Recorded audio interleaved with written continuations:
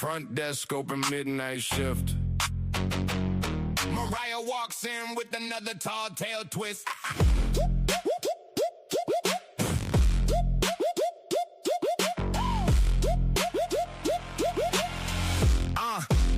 Mariah at the hotel, badge clipped sideways, selling wild stories through the slow weekdays. Says a purple sheet got them ported by your king, then changes the details with every bell ring.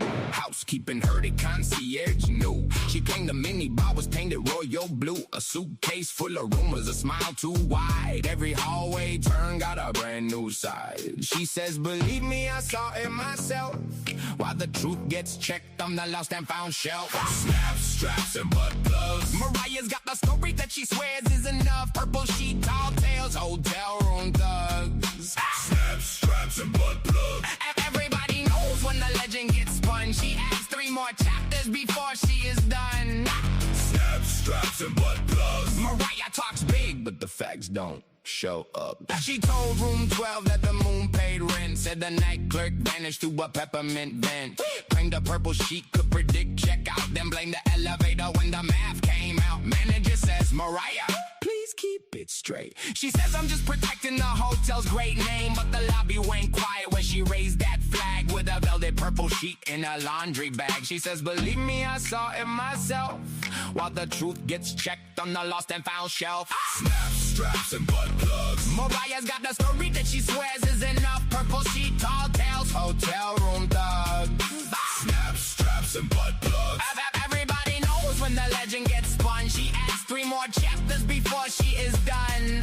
Snaps, straps, and butt plugs. Mariah talks big, but the facts don't show up. No names on the book and no proof in the file. Just a purple sheet and a practice smile. She could turn one room into 24. By the time she hits the lobby, there are 20 more. Double kick thunder when she storms through the hall. Heavy bass shaking every framed hotel wall. She says the sheets came from a secret parade, but the laundry tag says Tuesday, grade A. Mariah slowed down, let the truth check in. Stories need a key before they can begin. Still she winks at the bellman, grabs a cup and spins one final tale. The whole town's in on it. Snaps, straps, and butt plugs. Mariah's got a story that she swears is enough. Purple sheet, tall tales, hotel room thugs. Snaps, straps, and butt plugs.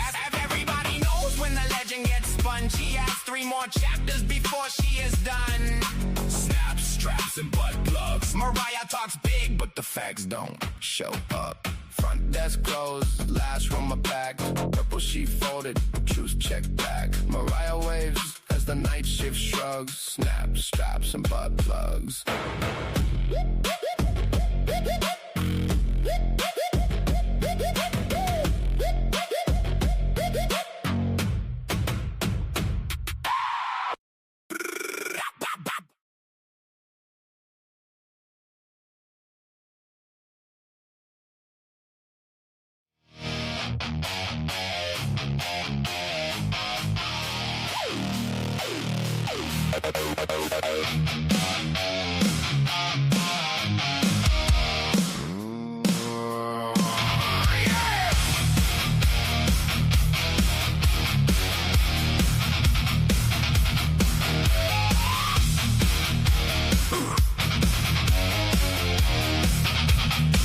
We were all there in the chair, in the room,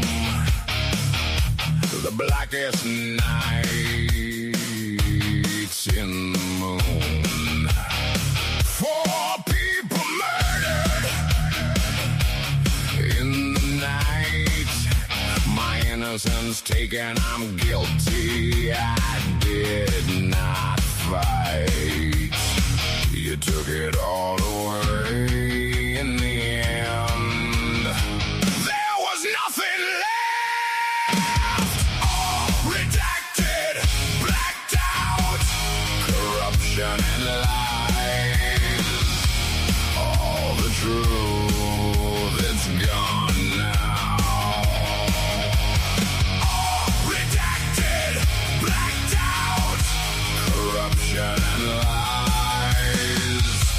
All the truth, it's gone now.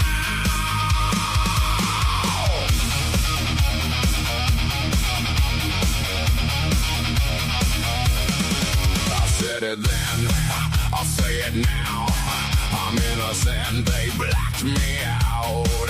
I'm a fool, I'm a man, I'll never say I did it.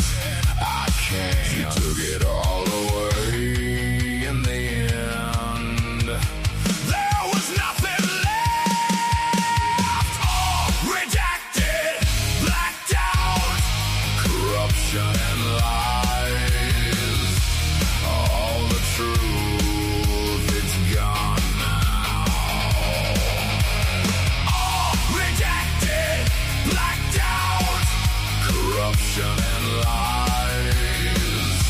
All the truth, it's gone now.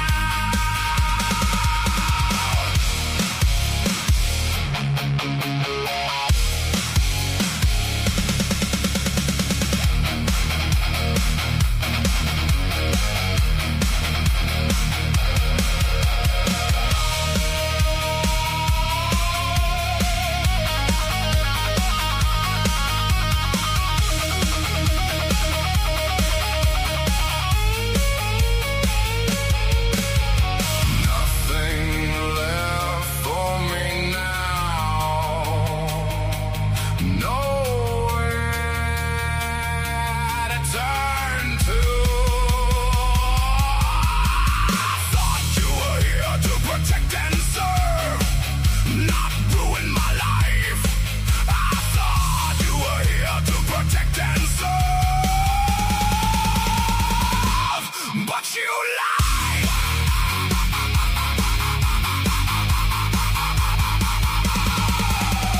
All rejected, blacked out. Corruption and lies. All the truth, it's gone now. All redacted, blacked out. Corruption and lies. All the truth, it's gone now.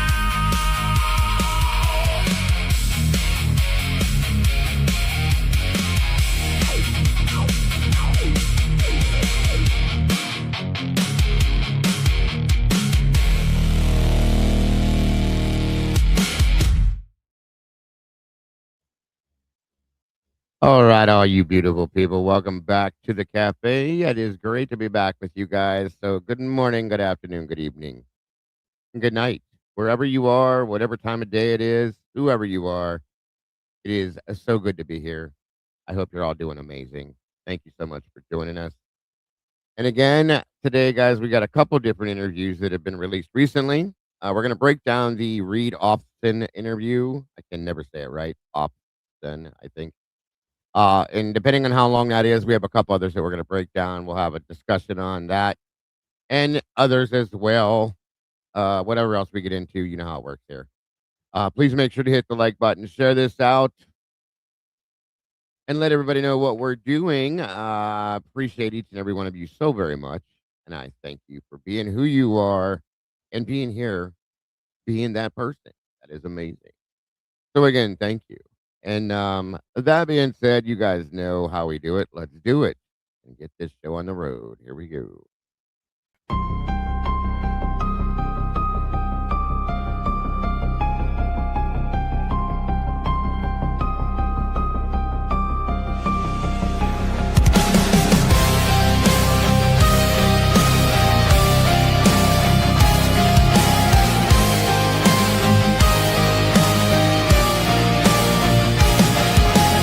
Neon lights flicker like broken halos. Whispers gather in the smoke-filled air. Tables carved with secrets and shadows. Every story's a wound laid bare. The kettle's boiling with a restless rage. Justice written on an unseen page. I sip the silence, bitter taste, waiting for the ghosts to show their face. At the TruCrime Cafe, we serve up the pain they try to hide away. Pour another cup of the truth.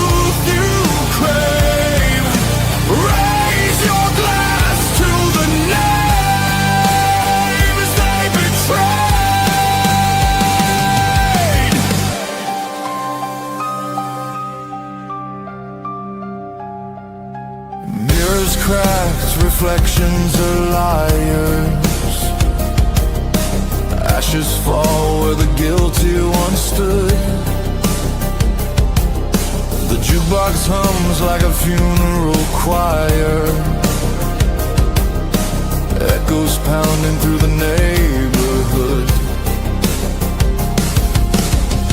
Every scar is a candlelit vow. We hunt the how, we demand the now. No more silence, no more disguise. We'll paint the night with sharpened cry. At the True Crime Cafe, we serve up the pain they try to hide away. Pour another cup of the truth you crave.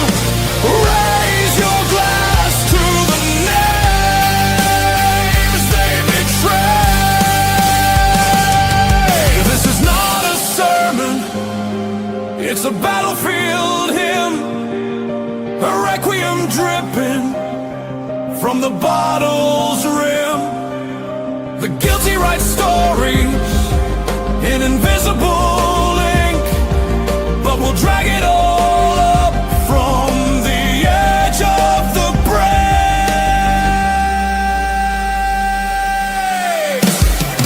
At the True Crime Cafe,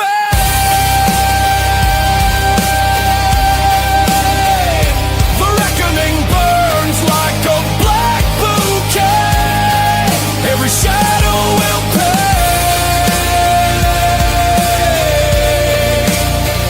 In the True Crime Cafe.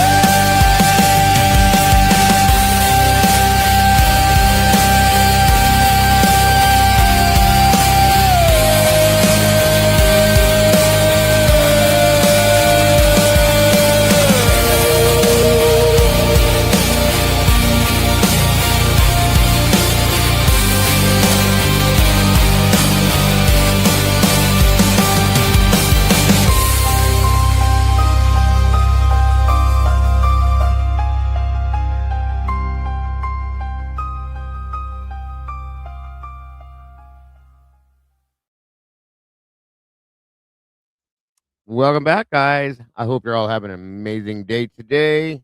It is great to have you back here at the cafe with myself. And I hope you're all doing amazing, in good health, having a great day, living the best life. And I appreciate you taking time out of your busy days to join me for this. As we head on back over to Idaho, we have a couple new interviews that have been released to break down, just discuss them, see how they fit into this mess, if they do. And whatever else we get our little toes delved into out here as well, we're going to be doing. So come on in, grab a seat, get off your feet, grab your cup and fill it up, and let's get into this mix.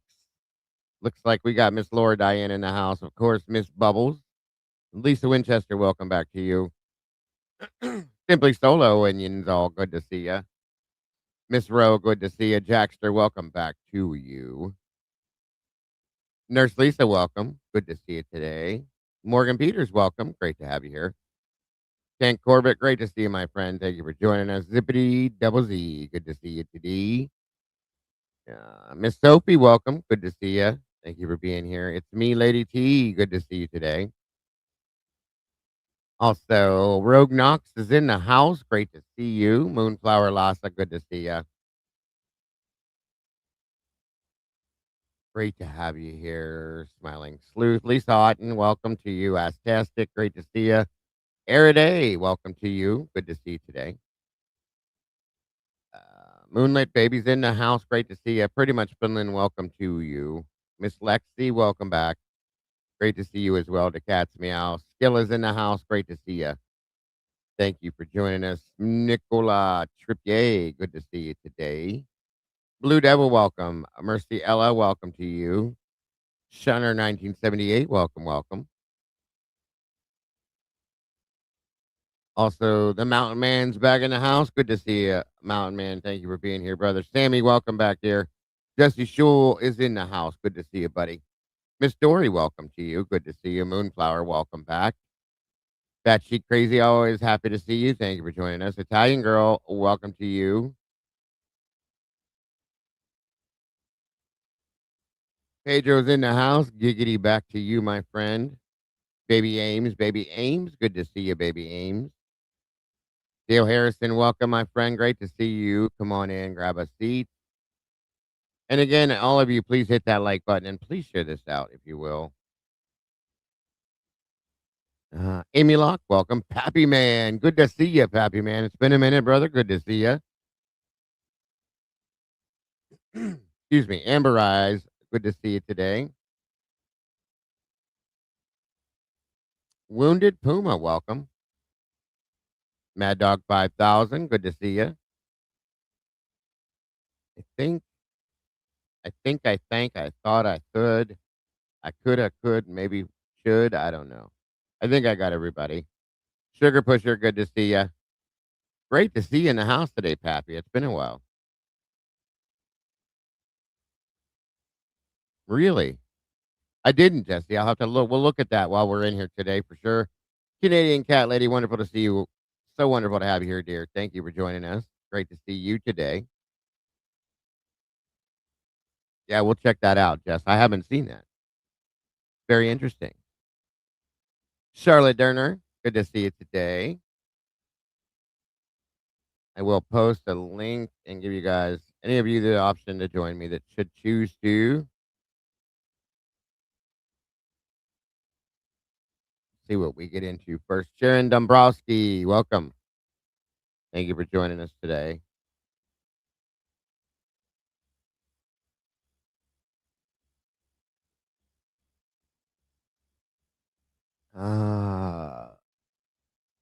There she is, Miss Kim Young. Welcome, dear. Good to see you.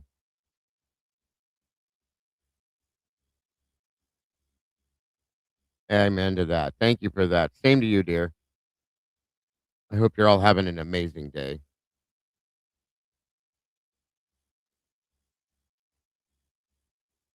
Smiling Sleuth, good to see you. Snowball, welcome to you. Liz Bear, welcome to you. Dylan washed her hair. Okay, good stuff. Somebody needs to do that. Everybody should wash their hair at least once in a while.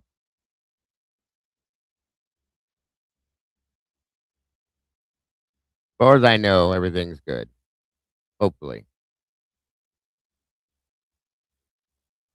No worries. No worries, Pappy. Thank you for that support as well.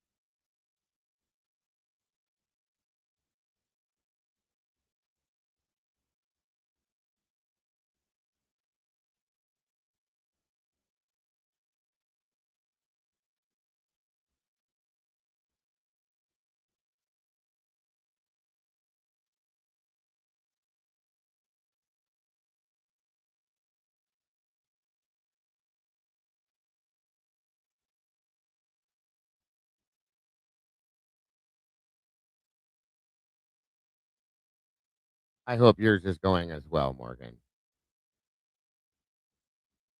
Okay, let's see here. Okay, that's pinned. Miss Sarah D's in the house today, guys. Make sure we drop Sarah's links, guys. Please and thank you. You may have to head over to her place to check some of these documents too, who I haven't seen yet. Circus music, welcome. Great to see you.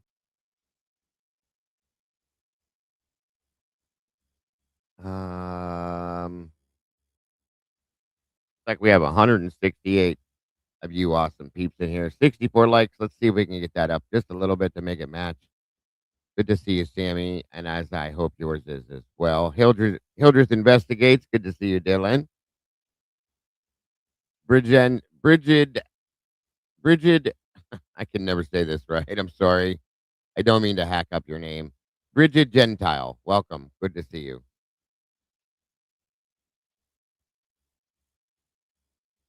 Yes, if anybody would like to discuss any of this stuff before we jump into the interview, please feel free to join me first, and then we'll jump into the interview after, or vice versa, whatever you guys want to do. Or if you have anything you want to discuss beyond that, along, you know what I mean. Just come on up, let's do it, and we'll jump to the interviews after. Sweet Melissa, wonderful to see you, dear.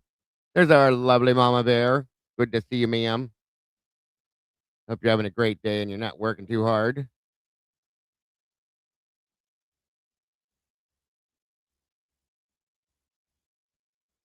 We'll have to take a look at it for sure. Mama Bear, a member for 46 months. Wow, Bear. That's a long time. And I think it might actually be a little longer than that, too.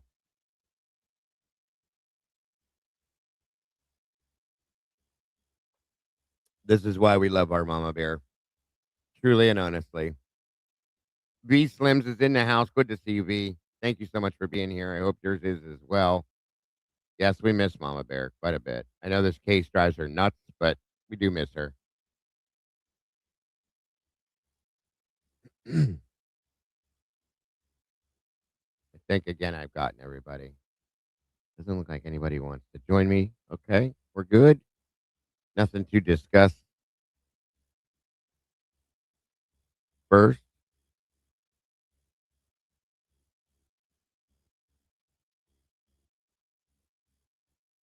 It's an Irish spell name. That makes perfect sense. That's why my tiny little brain didn't figure it out.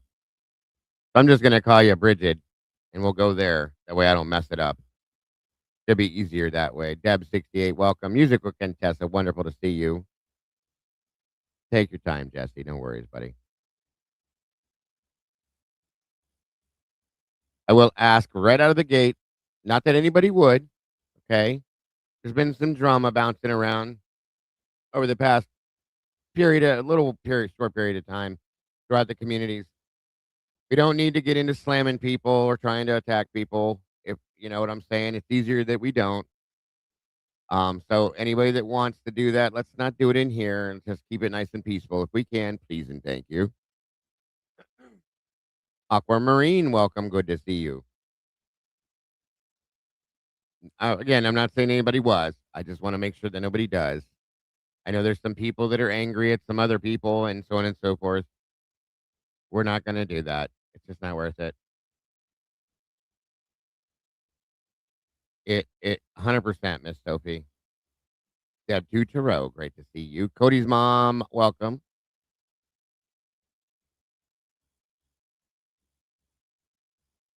I did get an email from Eddie. I believe he's okay, doing okay. For anybody that was curious, I saw a couple people asking.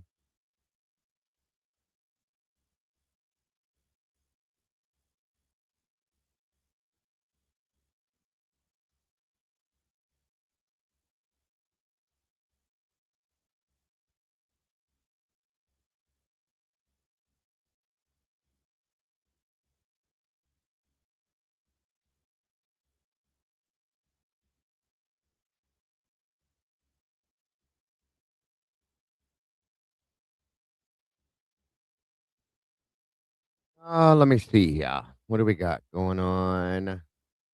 Miss Kim dropped 5 new memberships for some 5 new meatballs jumping in the sauce. Thank you, Miss Kim. You're so amazing and very much appreciated. God bless, hon. It looks like Robert Bell received one. Amy Locke, Sweet Melissa, Miss Deb Tarot, Circus Music. Congratulations. Welcome to the sauce. Very awesome. And again, so generous, Kim. Thank you so much. Very gracious of you. God bless. Caden, Caden, Caden Stallsworth. Welcome. Love your first name. My son's name. I was rewatching the Prime documentary. Is it true BK went back to the house during the day to find the knife? No, I don't think there's nothing that has ever been proved about. They tried to say that he went back at 9 in the morning. He was back in that area. They assumed that he may have went back to look for the knife sheath. It's an assumption. It's not a fact. So there's nothing about it that's a fact. So I would say no, my friend.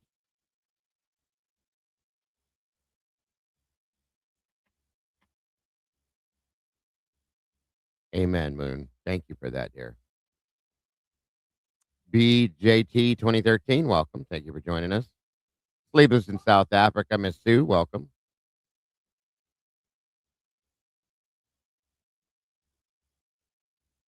Wonderful to see you. Right Turn Clyde, welcome, my friend. Good to see you. Kelly Coker, welcome back.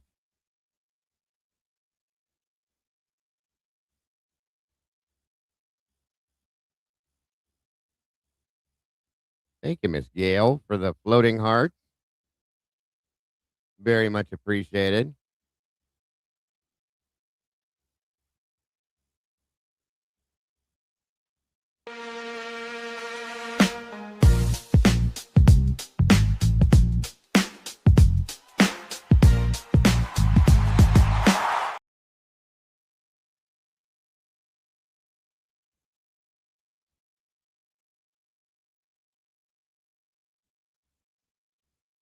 Let me see.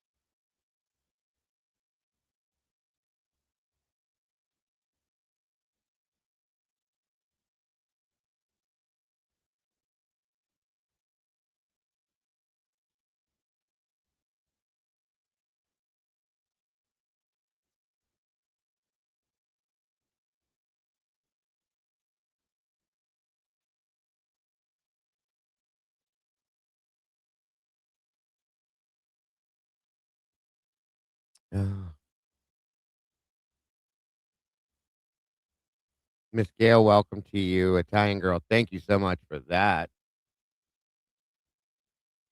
Very much appreciated. And it looks alike.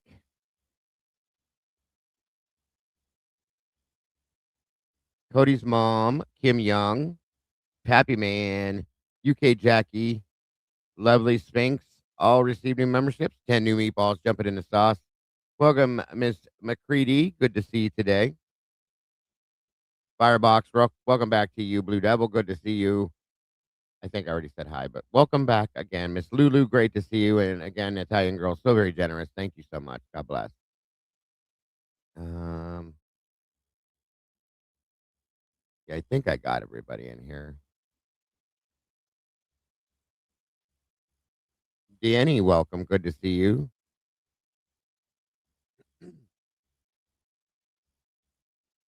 Thank you so much, V. God bless, son. I really appreciate that. Terry Street, welcome. Good to see you.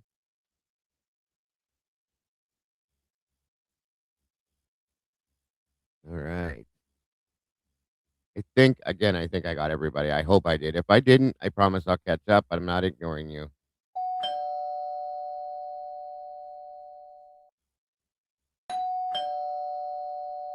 Oh, looks like we got company. Tara, Taram Lee, welcome to you. Good morning, all.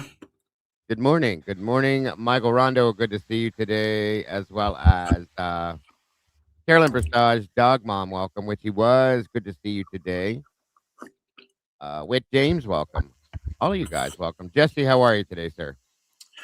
I'm doing pretty good, but yeah, I just wanted to compliment you, Dago, yesterday. I'm sorry that you had to go through that, but you handled it very gracefully.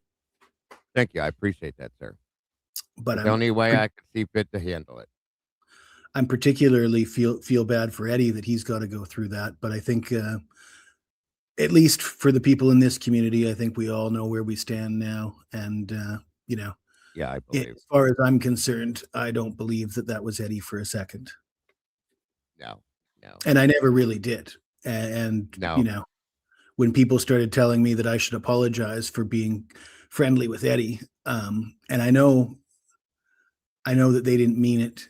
I'm not trying to throw those people under the bus either, because they No, were of course not. operating with bad information. But it's another example of somebody said the best rule is anything on the internet, wait 24 hours before you put a reaction out there that you can't retract.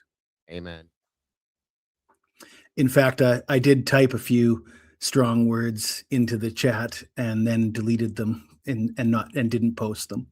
None of them were against Eddie, but I'm glad that I didn't hit send on some. I wrote some things that I was glad I didn't hit send on. I get it.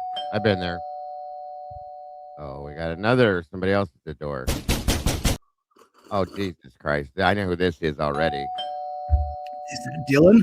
Mr. Impatient. Jesus Christ. Okay, he must want lunch or something. I lock him out in the morning, tell him don't come back till the streetlights come on, and Dylan asked me to help him do an SEC preview on his sports channel. He's running out of time. College football starting up soon. Yeah, I followed you on X, so I'd be able to. I gotta wait for you to follow me back for the message you. Oh, I'm an old man, so I'm not even hip to the fact that you were trying to follow me on X. I better check that out right now. He does good with his sports stuff, Jesse. I think you'd enjoy it. I want to join him over there on one of his panels for work too, because I didn't get to stick around the other day. He did a show. What were you doing again, Dylan, with the college stuff? I was doing the game-by-game predictions for the Big Ten and the SEC. It was kind of fun. If I had more time, I had to run a show right after it. Hell, SRB was even in there, and Cat K, and he's doing a good job. Of course, he wasn't talking much about my team, so it didn't matter too much. But he did a good job. I think you'd enjoy it. It'd be good for you two to go back and forth with, I think. I had Alabama 8-4, I believe. That sounds a little. I got him at least winning at least 9 games. Let's say. See, this is why I like you, Jesse. You're grounded. You're grounded, kid. I think people. Well, we won't do the SEC preview on Dago's channel, but I just want to point out that people think that Alabama don't have a quarterback, and if you believe that Alabama doesn't have a quarterback, then you must not be familiar with one Kalen DeBoer. I mean, it's not. Shit. We'll get into that on the gridiron. Watch, buddy. Watch. Well, don't worry, I got plenty of good things to say about your Georgia Bulldogs. Oh, I know.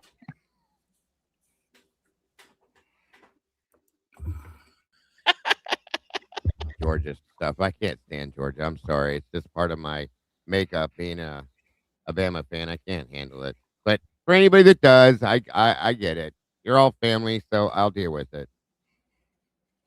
Yeah, guys, make sure you're subscribed to Dylan's channels. We need to put Jesse's link in here too, because I know there's people that would love to see it. We do have sports fans in here, quite a few of them, more than I thought we had. And well, we know that we do know that we have sports fans, because some of them came into Wager Talk and started talking about the Idaho 4 case in my videos that I do for the company I work for. And I had to tell them, I had to say, you guys, I'd be happy to talk to you about the Idaho 4 case, but we can't do it at my work. Not here. Yeah. Right. So I just told them, follow me on my channel, and we could talk about the Idaho 4 all you want, but don't do it at my place of employment, please. Or come here when he's here, and we can do it that way too. Mm-hmm. All right, I subbed you. I didn't see your request, Dylan. I don't see any. I see 4 pending requests, and none of them say Dylan Hildreth. On X? Yeah. I didn't. It didn't have like a private thing. So I think someone's pretending to be you. I'm looking at my messages. I didn't try message. It wouldn't let me message you. A request or a follow or a... I followed. Okay. I think my DMs are open. You're going to slide into his DMs, Dylan? Gotta do what I gotta do. Yeah, Sammy T, good to see you. Welcome, Tomboy. So, Dylan, I need your help. Oh, gosh. Oh, Lord, really? I need your grok to help me write a very strongly worded letter to fucking Von Miller. Von Miller? He fucking went to the Cowboys. Oh boy, somebody's mad. Thank you, Whit, for that. Jules got an email from Steve. Someone pretending to be him posted on there. Yeah, we're gonna check that out. Thank you so much. I think it was somebody. Put it this way: if that is actually Steve that emailed, whoever emailed Jules, I think emailed Lana. I'm gonna say it right now. That's why I want to look at it to see as well. Welcome, Cap. Good to see you. And Jen GA. Even though I like Bama, no, I understand, Jen. It's okay. I'll give you guys that slide on being Georgia fans. It's all good. I'm also a Cleveland Browns fan, so I must not have too much going on up here. We're gonna have to ramp up donations since he's a Cleveland Browns fan. Yes, I don't have much going on up in the brain area being a Browns fan my whole life, so you know. But anyway. Von Miller being from DeSoto here, we've kind of followed him since he was in high school. You know, so we followed him all through his career, you know, to all them other damn teams. And then when I guess it was probably 3 months ago, he had posted on his Instagram that he was in talks with the coaching staff of Denver, that he was going to go back to Denver because that's where he wanted to retire. Then you fucking go to the Cowboys? What? I understand it's a Texas team, but the Cowboys? Why would anybody purposely go to the Cowboys of all teams in the entire NFL is what I don't understand. That's the one that gets me. All right, let's see here, guys. We're not going to get too much into sports. I know you guys aren't in here for that. But we'd like to throw out little pieces and bits and pieces of conversation. So first thing I'm going to do then is I'm going to look at this email that Jules got. She posted on her community post. And we'll break that down first and see what we got going on here. Because my understanding, I've had multiple people, including 3 emails, tell me now that this is a thing. Welcome, Robert. Good to see you, my friend. Welcome to the sauce as well. All right, let's see. This is an hour ago she posted this. So either Beta Boy Steve sent me this while we were live or someone pretending to be him did. And at that point, that means there's people out here doing this on purpose now to, like I said yesterday, guys, I spent a lot of time breaking it down saying there's somebody out here or some people out here trying to divide the communities, period. They don't like what we're saying, whether you guys see it or not, or that, you know, they think we're dumb enough to not see it. They're definitely trying to divide our communities. They want us to be chaotic. They don't want us to be focused on what we're focused on. And that's just exactly how I see this. Welcome, Miss Becca. I hope you're doing good today, dear. So at that point, here we are. Here's another version of this, another answer. I've had emails such as this as well. I just don't post them because I just ignore them most of the time. But I have not gotten this one. So this says Gonzo OG. This is coming from Proton Mail, which is usually a pretty private email address. It's a VPN. Yeah. So, yeah, it's a protected email. It says you may not believe in science or Earth or that the Earth is round, but that doesn't make it any less valid. I'm sharing this because Hannity's team, in fact, vetted the experts and this TSD subject matter that she was going to testify to. I'd say interview her, but no one takes you seriously enough to entertain such an idea. Wow. It says TSD, learn it, love it. Learn it, love it, fatty. Your boy is cooked. Fatty. Really? But please set him up for a trial so Idaho can blast him full of holes. Wow. I dare you to do it. I'm so glad the Kohberger's family picked your stupid ass and not Lana. At least she had a brain and would have been dangerous. She would understand the discovery that we have from the civil case and realize he is going to be found guilty, but not good old Chucky Fat Monkey. Who the fuck says stuff like this? You, on the other hand, are living in a mobile home given to you by the church. Everyone read it or read it. It's funny how you hate your ex, yet we all learned you let your kids move in with him and allegedly be abused. What a great mother you turned out to be. Oh, my God. Yeah, whoever sent this is the type of person that would make a fake persona and pretend to be somebody else and send nasty emails. Whether it is Steve or it's somebody pretending to be Steve, whoever wrote those words to Jules has the same character required to write those things to Lana. No lie. If you were so fucking broke, my lawyers would be knocking on your broken screen door serving you papers. If you weren't so fucking broke. But you don't own anything worth taking. Now, that is how sad your sorry life truly is. Thinking about it, it makes a lot of sense why you relate so well with Psych Boy. I bet he's make a great baby. They can't even spell right or word things right. I bet he makes a great babysitter for you when you need to renew your EBT card. Now keep up the great work of getting BK set up for the firing squad. You're the best. Keep up the good work, Chunk. And then they put a picture. Good fucking God. Are you serious?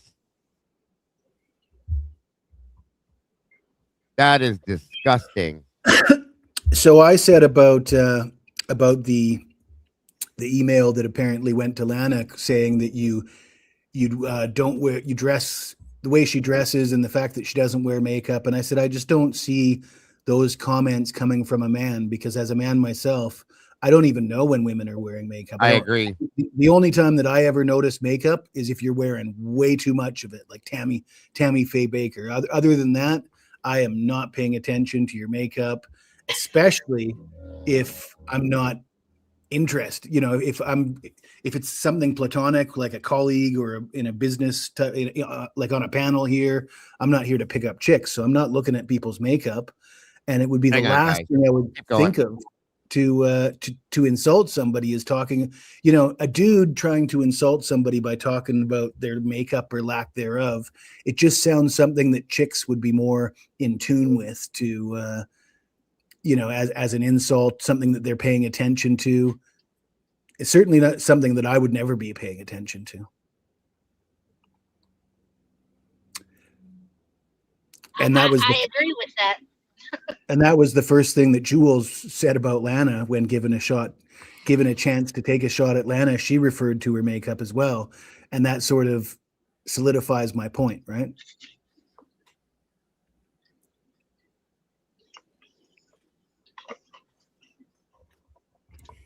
I could see it being Christy early. I could see it being Christy, actually. The no wearing the hat backwards with Lana's. Ain't no guy care about that either. The one that wrote to Lana, I thought was a woman myself. This one just reeks of Olivia. Men do not call women sweetie. I mean, not too often. That was a problem for me. Now, this one, if this is anybody in the Gonsalves family, I would bet that it's Christy, not him. Because this sounds like some of the nasty stuff she would say. But this is me. What did you say, Jesse? I missed what you said. About Christy and Olivia, it strikes me as the more like Christy. Olivia is just a little bit sharper than Christy, and nothing about this is sharp. Yeah, that's a good point. Maybe Olivia, especially with the fat statement in there. Now that she's lost all that weight, I can see her going. Well, I think they're both on the same weight loss. Probably same regimen. Yeah, they're on the same diet plan. Absolutely, they both lost a ton of weight, and Steve too. Look at Steve. Go and look at Steve just 3-4 years ago. Pictures of him, and look at him now. Yeah, if this is them, I'm gonna venture to say it's the female versions of them, and if not, this is just a really nasty, fucked up person. And there again, it still could be them, even in those words, because they're very nasty people. And if they're gonna send emails like this to Jules, what's to stop them from sending emails like this to Lana, pretending to be Eddie? Oh, 100%. Because they probably watch and know who Eddie is, considering my channel. Well, let's see who wants to take a poll to see if I get the next email. You're gonna say that the feds can't hunt down the IP address off of Proton account? They can. They absolutely can. Without a doubt, they can. Yeah, I know they can. Wasn't In fact, that happened with Signal? Is they set up Signal as this super top secret messaging app that they couldn't be tracked, and then yeah. and then they waited, collected data, and then busted a bunch of people that were up to no good. Yes, exactly. And I'm going to say this, even though it has nothing to do with us, and I'm going to speak for the entire community. I'm sorry, Jules, that you had to receive this or even hear any of this. This is just absolutely sickening and disgusting. It's whoever wrote this is beyond dumb. She points these things out after the fact. Says, so either Beta Boy sent this to me or someone pretending to be him. And it says pizza. Science saved my daughter's life, moron. The fuck does that even mean? Vet, I hate pizza. Lana has. I'm not going to go into that one. Chunky, how am I anti-religion but getting a trailer from a church? It's total contradictory. Everyone read a lie. I live in a house. I pay $15 a month mortgage, but go off. I guess you read that part wrong. Come knock, but it sounds like you have the wrong place anyway. Laugh my ass off. Haven't been on FS in like 10 years, but go off again. These people literally are fucking stupid. I fully agree.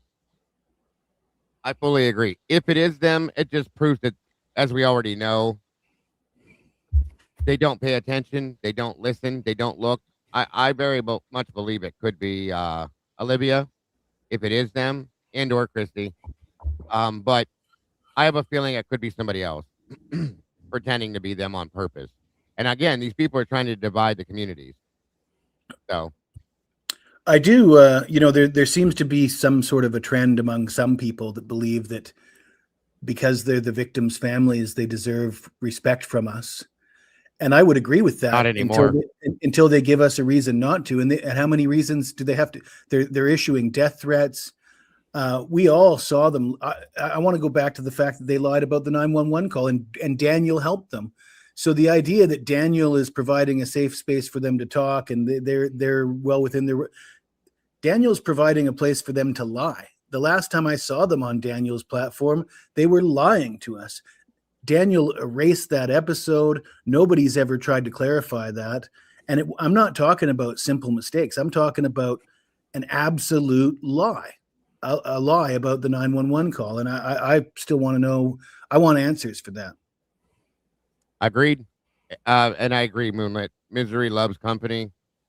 This is disgusting at this point. And here's the thing is I had, up until the interview the other day, I had a certain amount of condolences and respect for the loss.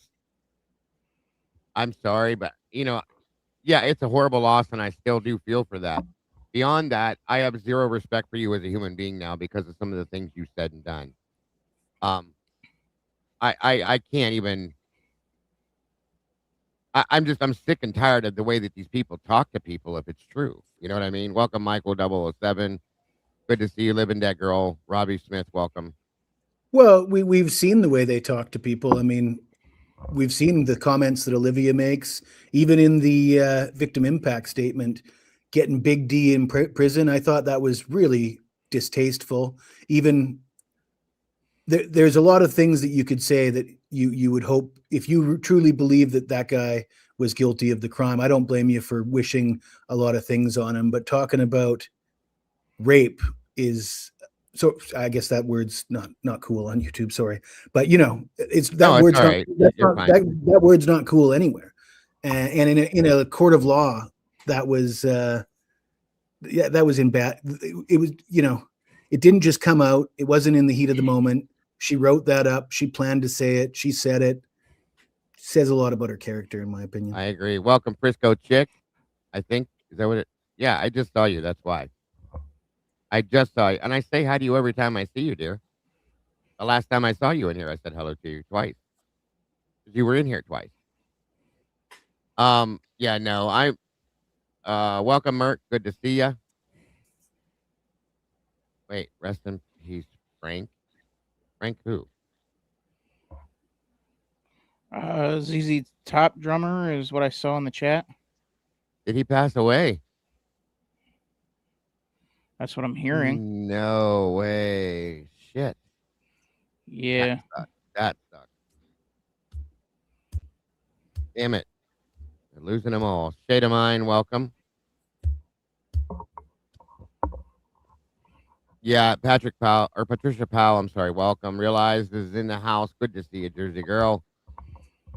Yeah, I don't know what to think anymore. Like I said, I don't understand how people think and speak the way these people do. And yes, it's interesting. They have called us trailer trash in the past, more than once. So good call, Johnny's wife. Now, let me put up some dots here, and I'll let you guys make the connections. Who has had 14 different stories about what happened the morning of the murders? Dylan? The G's. No, he's talking about the G's. Welcome, Sweet Pea. We're had to go to ER. We're watching the Raiders game. We're doing Phone call this, from the doing that, news. doing this, doing that. And who's been lying and has come out and said they're intentionally putting out misinformation? Well, did you see the phone records that Lana put on her platform last night or yesterday? Yep. Yeah, that's yeah. actually, that's, I'll be talking about that later. Thank you, Mountain Man. That seems to be worth investigating because somebody needs to explain that. And then when I think back to the 911 call and the way that they lied about that and the way that they covered it up and removed the episodes of them talking about that. And now that I know that they've got phone records that didn't jive, and the fact that it would have been way too early for them to find out why they didn't jive, and we didn't hear anything about it, and they didn't ask any questions or let anybody know, that seems pretty suspect. Oh, trust me. I Yes, I looked into it. I did some research. That'll be coming. Yeah, he's actually. Thank you, Mountain Man, for the super chat. Very much appreciated. He's actually talked about that a little bit in the Discord with us, and yeah, there's some weird things going on with that as well. Definitely. Something to make you look twice for sure. Stay tuned, boys and girls. It caught my attention.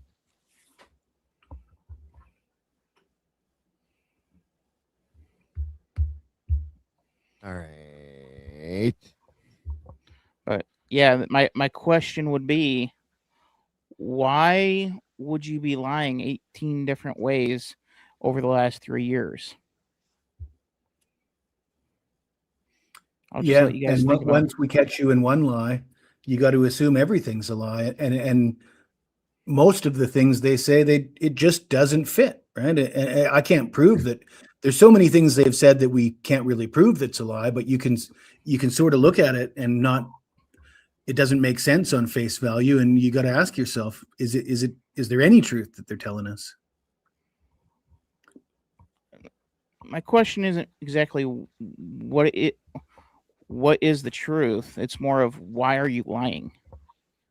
It's been way more than one or two lies, though. There's been many, many things throughout the case that have been completely and totally lied about. So, what's hidden in that family, in that secret family room, so to speak?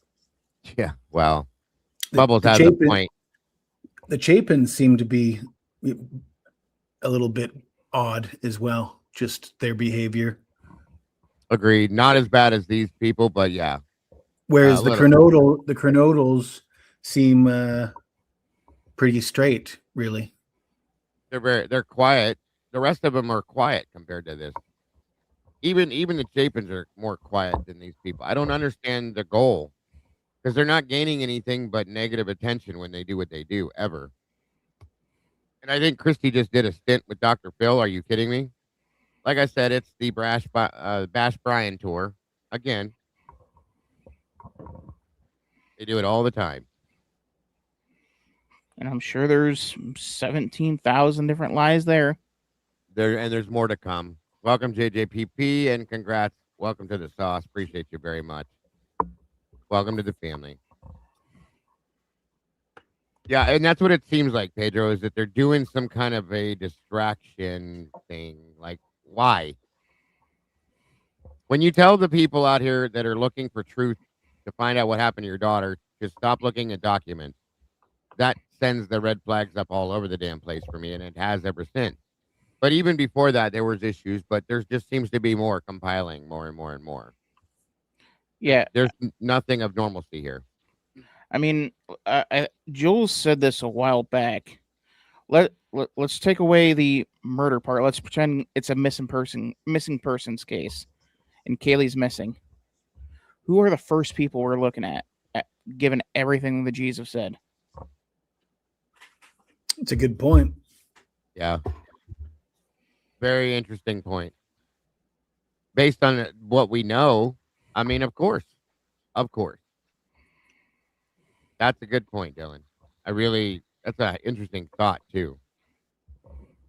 And here, a lot of people are saying they're acting the way they are because they don't want it to affect their WSU lawsuit. I think it goes beyond that, you guys. I'll be honest. There's something else there.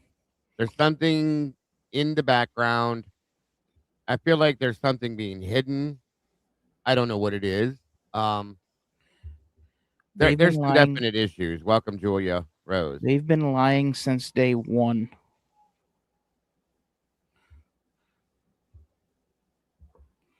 I wouldn't be so irritated if they wouldn't attack everybody in the world that has a differing opinion or that really wants true justice for their victim, okay?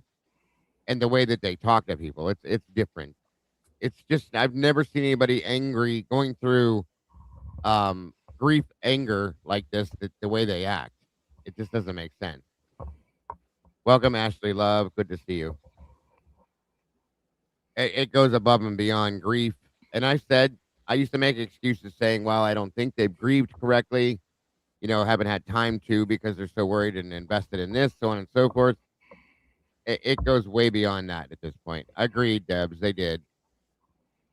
They silenced her as well as they ignored, act like she doesn't exist.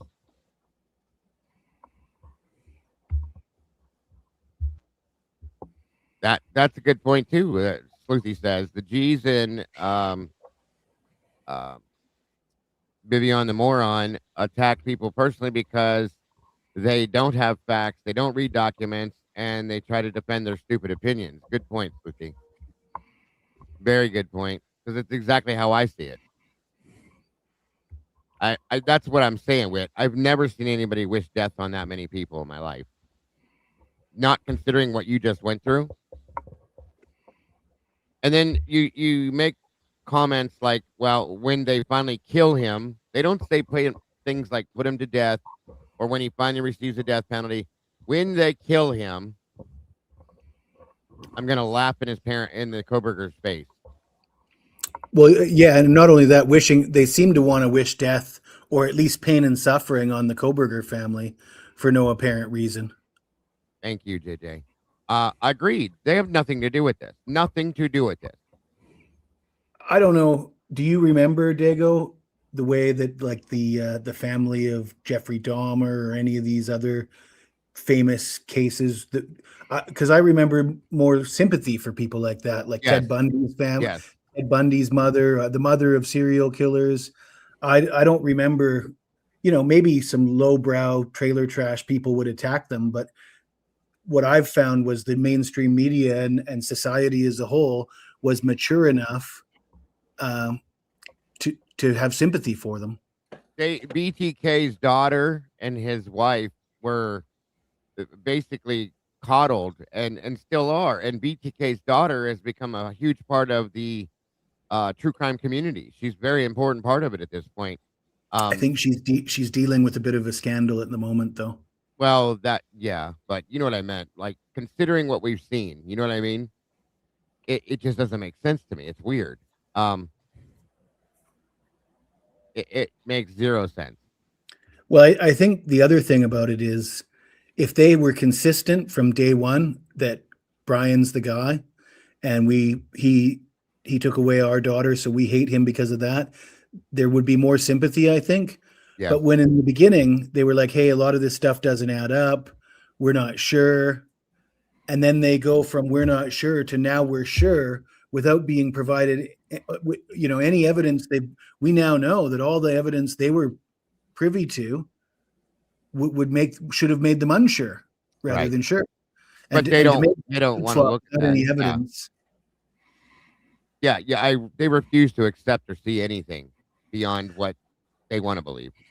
The fact that Steve is texting with Brat Norton saying that those girls were in constant communication all night, and they could hear them. They were listening to them scream.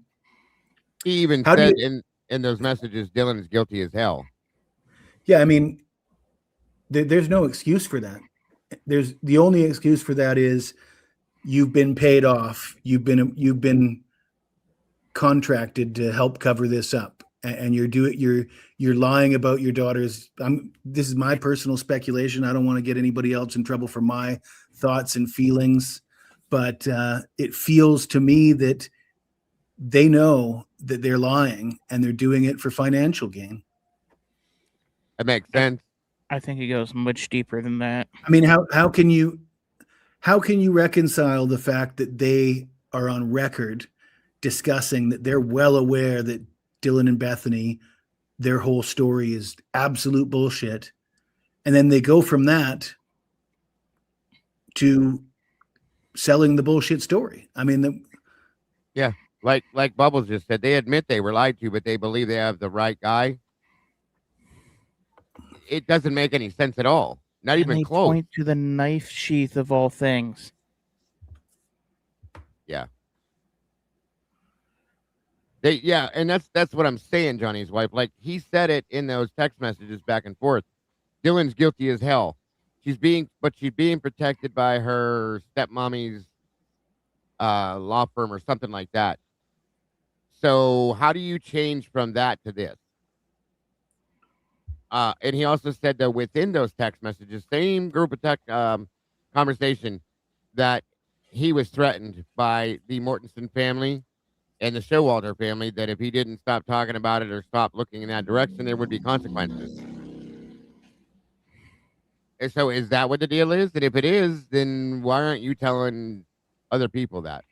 Yeah, wasn't the story that a lawyer walked up his driveway that was representing the Showalter family and threatened him in his own driveway? It was either a lawyer or a family member, but I think it was a lawyer. Yeah. Absolutely. So, and it came from both families of some sort. So I want to know why. This is the thing. When Steve tells you a story like that, you got to think that's whoever that was in his driveway came back the next day with a bigger briefcase and they sorted out something, They came to an agreement. Yeah. Right. Absolutely. Mimi, welcome. The biggest problem I have with the Jesus, why didn't they cooperate with the police with their daughter's death investigation? That just doesn't equate. And I fully agree with you. That's a huge question. Huge question.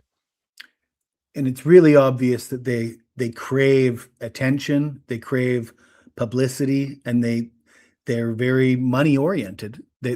Everything you see about them, the way they dress, the way they flash themselves around, the way they talk, the way they're just trying to appear on every television channel they can. It shows what their motivations are, in my opinion. Right. Ashley's saying Steve got furious and it hit a nerve. Bryan has to be the right guy, so the drug angle isn't exposed, in my opinion. Is another good point. I wonder if that was something that was pointed out to him on purpose. The cat's out of the bag. The drug angle is exposed. Oh, yeah. Big time. And then this recent Penn State frat drug bust. This is going to get intertwined. I'm not saying they're connected. I'm just saying the example that it shows of what could possibly happen on a campus.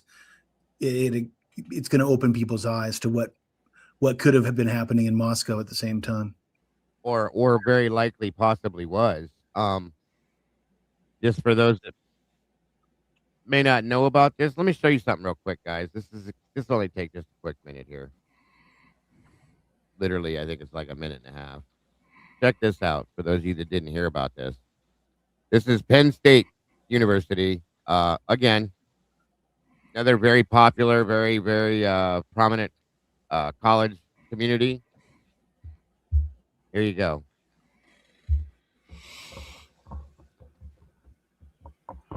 Tonight, a massive drug bust at two fraternities near the Penn State University campus. There was nothing junior or childlike about this type of conduct. With 12 current and former Penn State students charged in connection with an off-campus cocaine ring, bringing in kilos of cocaine from Philadelphia and New York, and using new pledges to cut and package the And where do you see the fraternity involved? drugs at off-campus frat houses. We found a pattern of events that showed cutting and bagging cocaine was for some pledges and indoctrination into the Delta Upsilon and Sigma Chi fraternities. Authorities allege senior members of Delta Epsilon and Sigma Chi ran the drug operation. So we have Delta, another Delta frat, and a Sigma Chi frat. Okay, just say it. Inside their fraternities between 2023 and 2024. The alleged ringleader, Agostino Abatiello, an accounting student with a passion for numbers, according to his About Me page. Witnesses told the grand jury he was the university's largest drug dealer. One witness saying in court documents that he paid Abatiello more than $50,000 for drugs. Tonight, the attorney general says Abatiello is still at large. Delta Epsilon telling NBC News members involved have either been expelled, suspended, or resigned. Penn State released this statement, saying it's horrified by the allegations, adding criminal activity, including hazing, has no place at our institution, noting it's cooperating with law enforcement any way they can. The defendants have yet to enter a plea. Aaron McLaughlin, NBC News. Good old Sigma Chi. There you go, Sig Chi and Delta Epsilon. It's kind of interesting, I think. Very interesting, I'll say. Welcome, Realize. Thank you for joining us. Hey, did you DoorDash? Yeah, not me, not I. How's it going, everybody? It's a pretty good New York accent right there. Yeah, I know, right? Jersey. Yeah, Jersey. Well, I never say Jersey, never have. Just want to put that out there. Jersey. Yeah. Well, you just did. So I mean, it's not like it's out of the norm right? for a college to do this kind of stuff, you guys. It's there in front of us. Keep going. I'll be right back. I got to hit the little boys room real fast.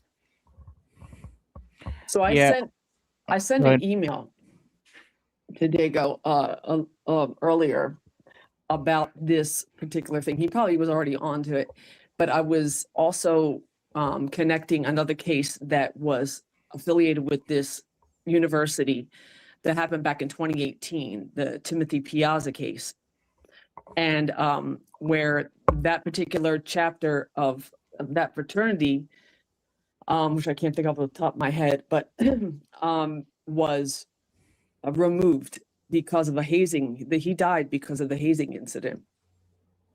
He was I think he was like only 19 years old, and he ended up having alcohol intoxication, which led him to fall down a flight of steps, incur a traumatic brain injury, and ultimately death, because they waited about 10 hours before they called 911. So sound familiar? Anyway, A little bit. So yeah.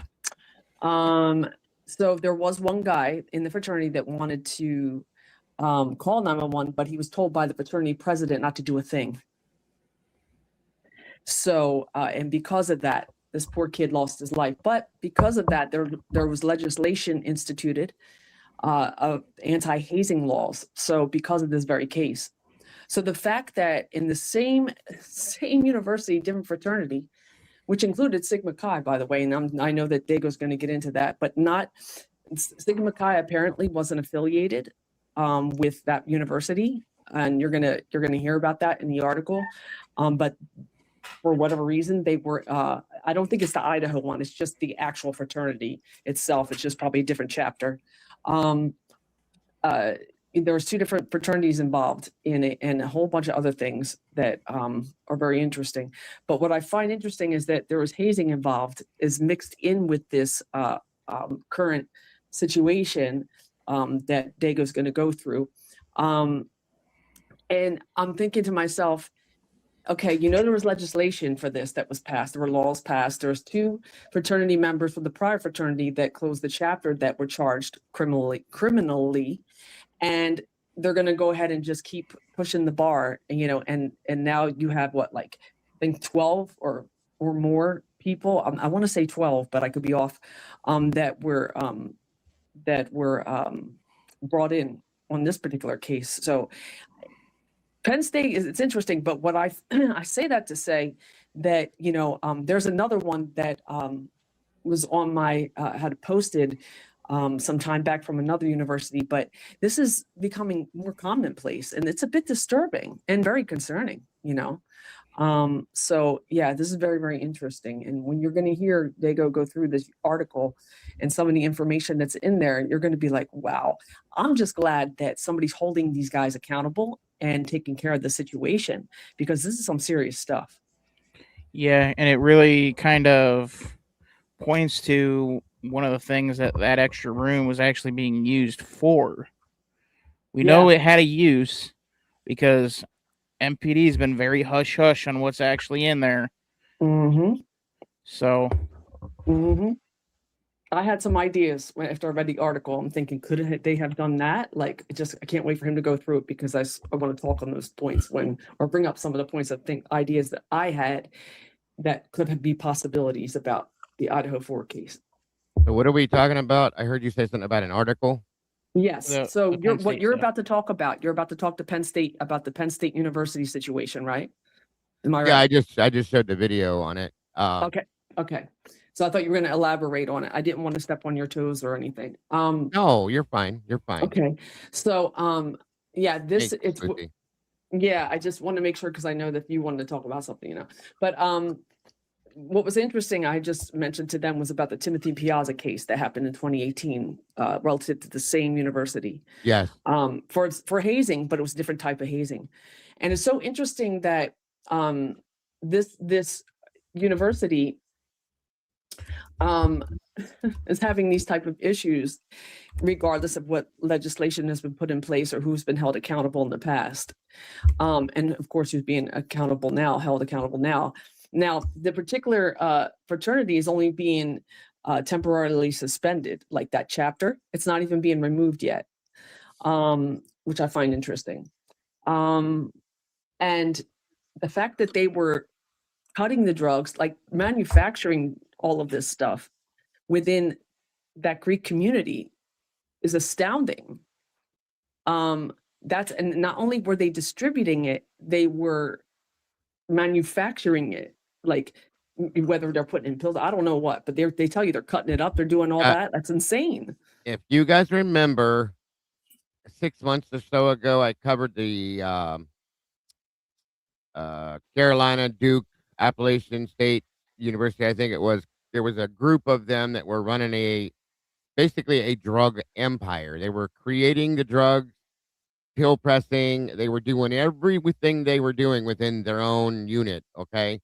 They weren't going outward for anything. I think they were getting bulk drugs and then creating everything based off of that. They were doing it all, every bit of it. This is on a college campus, folks. It was a business. They had treasurers and people, running everything like a business. It was insane. I've never seen anything like that in my life. And here we have another one. We had the one that was going on, the bust that happened in Washington that involved Jesse James Bailey's game that was intertwined within the universities. The universities are the commonplace for this now. It's not an abnormal thing, and it has become like the up and coming best business to get involved in, because it's such a huge money making business. And don't get it wrong, folks. And the reason why I'm mentioning it like this, it involves law enforcement. It involves high ranking officials within the community, period, guys, because the money that it's making, okay, everybody wants a piece of it. So they bring I was them just in. gonna say, yeah. They Listen, when bring you them see on that, board with it. Yeah. there's no way they could grow to that size and that type of sophistication without some sort of corrupt law enforcement assistance and No way in hell. involvement. There's just no way. So you know that there is. We just don't know No. who, but No you way know in that there hell. has to be, because they're allowing it. And it's insane. I literally, when I read that, I was going, oh my God, like what is going on over there? So I remember the other university that I had posted a while ago was Rutgers, and that was for a different type of hazing incident, but that also made the headlines.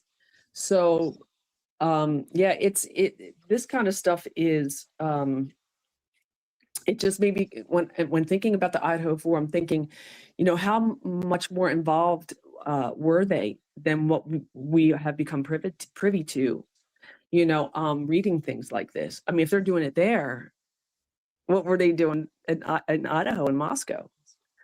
So it is, the fact that they had FBI presence there prior to the crimes. They already had their eyes on, a drug trafficking ring that was there in the region. And, so they had to been doing something similar, if not the same. And so I there are have so no many doubt. things that, there's, and that one that, who mentioned it? Who said it? Was it you, Jesse? I can't, one of you or Dylan, talk about that extra room that they Oh, had. yeah. I've talked about the extra room lots, but my speculation was a little bit more in a sexual nature, let's say. Yeah. Hey, I mean, it could be a listen, when you have combination. stuff like Jess. that, what would keep them from doing that? I mean, if they're going to go, that the drug route, I mean, who's to say they weren't doing things like that? Well, Steve always said something was going to be gross that we'd find out about. Yeah. We've yet to really clarify exactly what he meant there. Yeah. Let me show you something exactly. here again. This is from a few years back.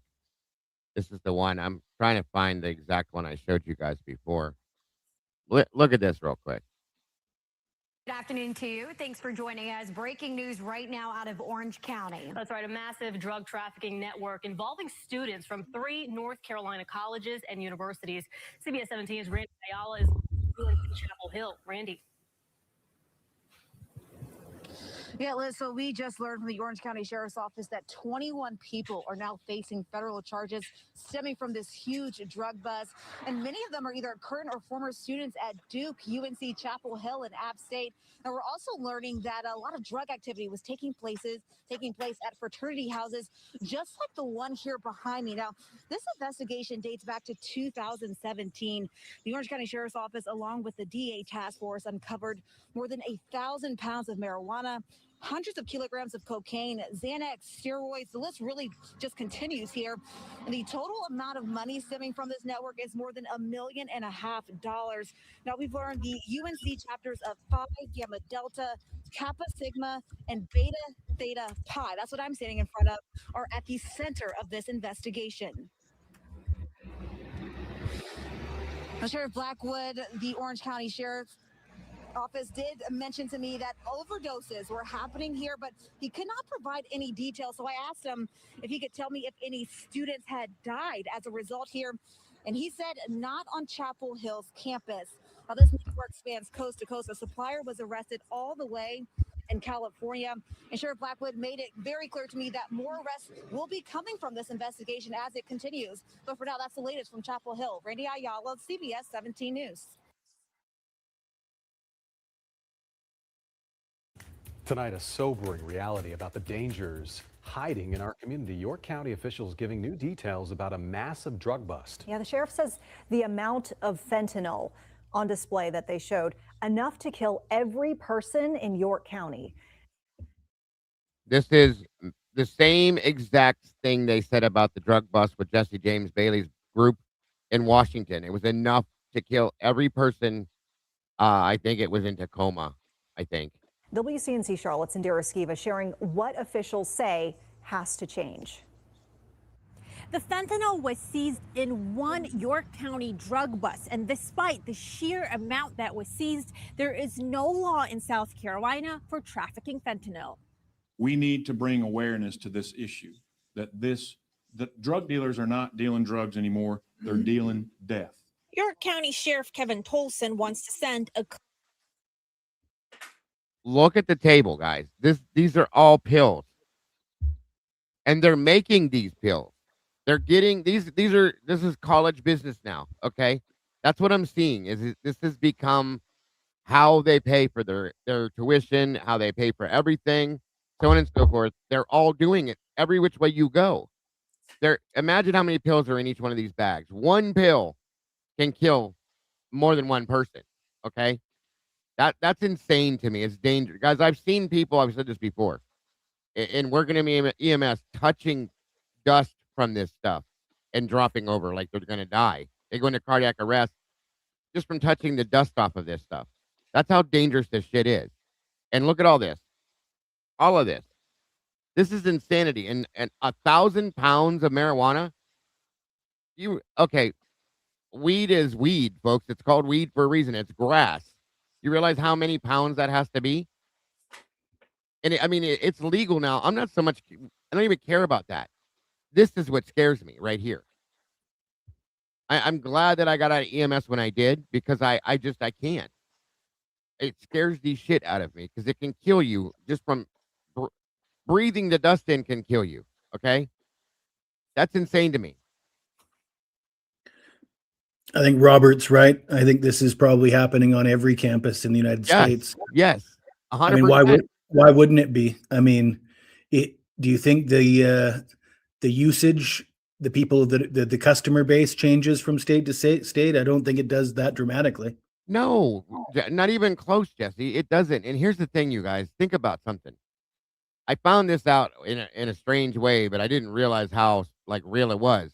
You guys remember the case we covered a while back? It was in Tennessee. It was a college kid. Oh, Jesus, why can't I remember his name? He went missing, and they eventually found him in the river, I think it was.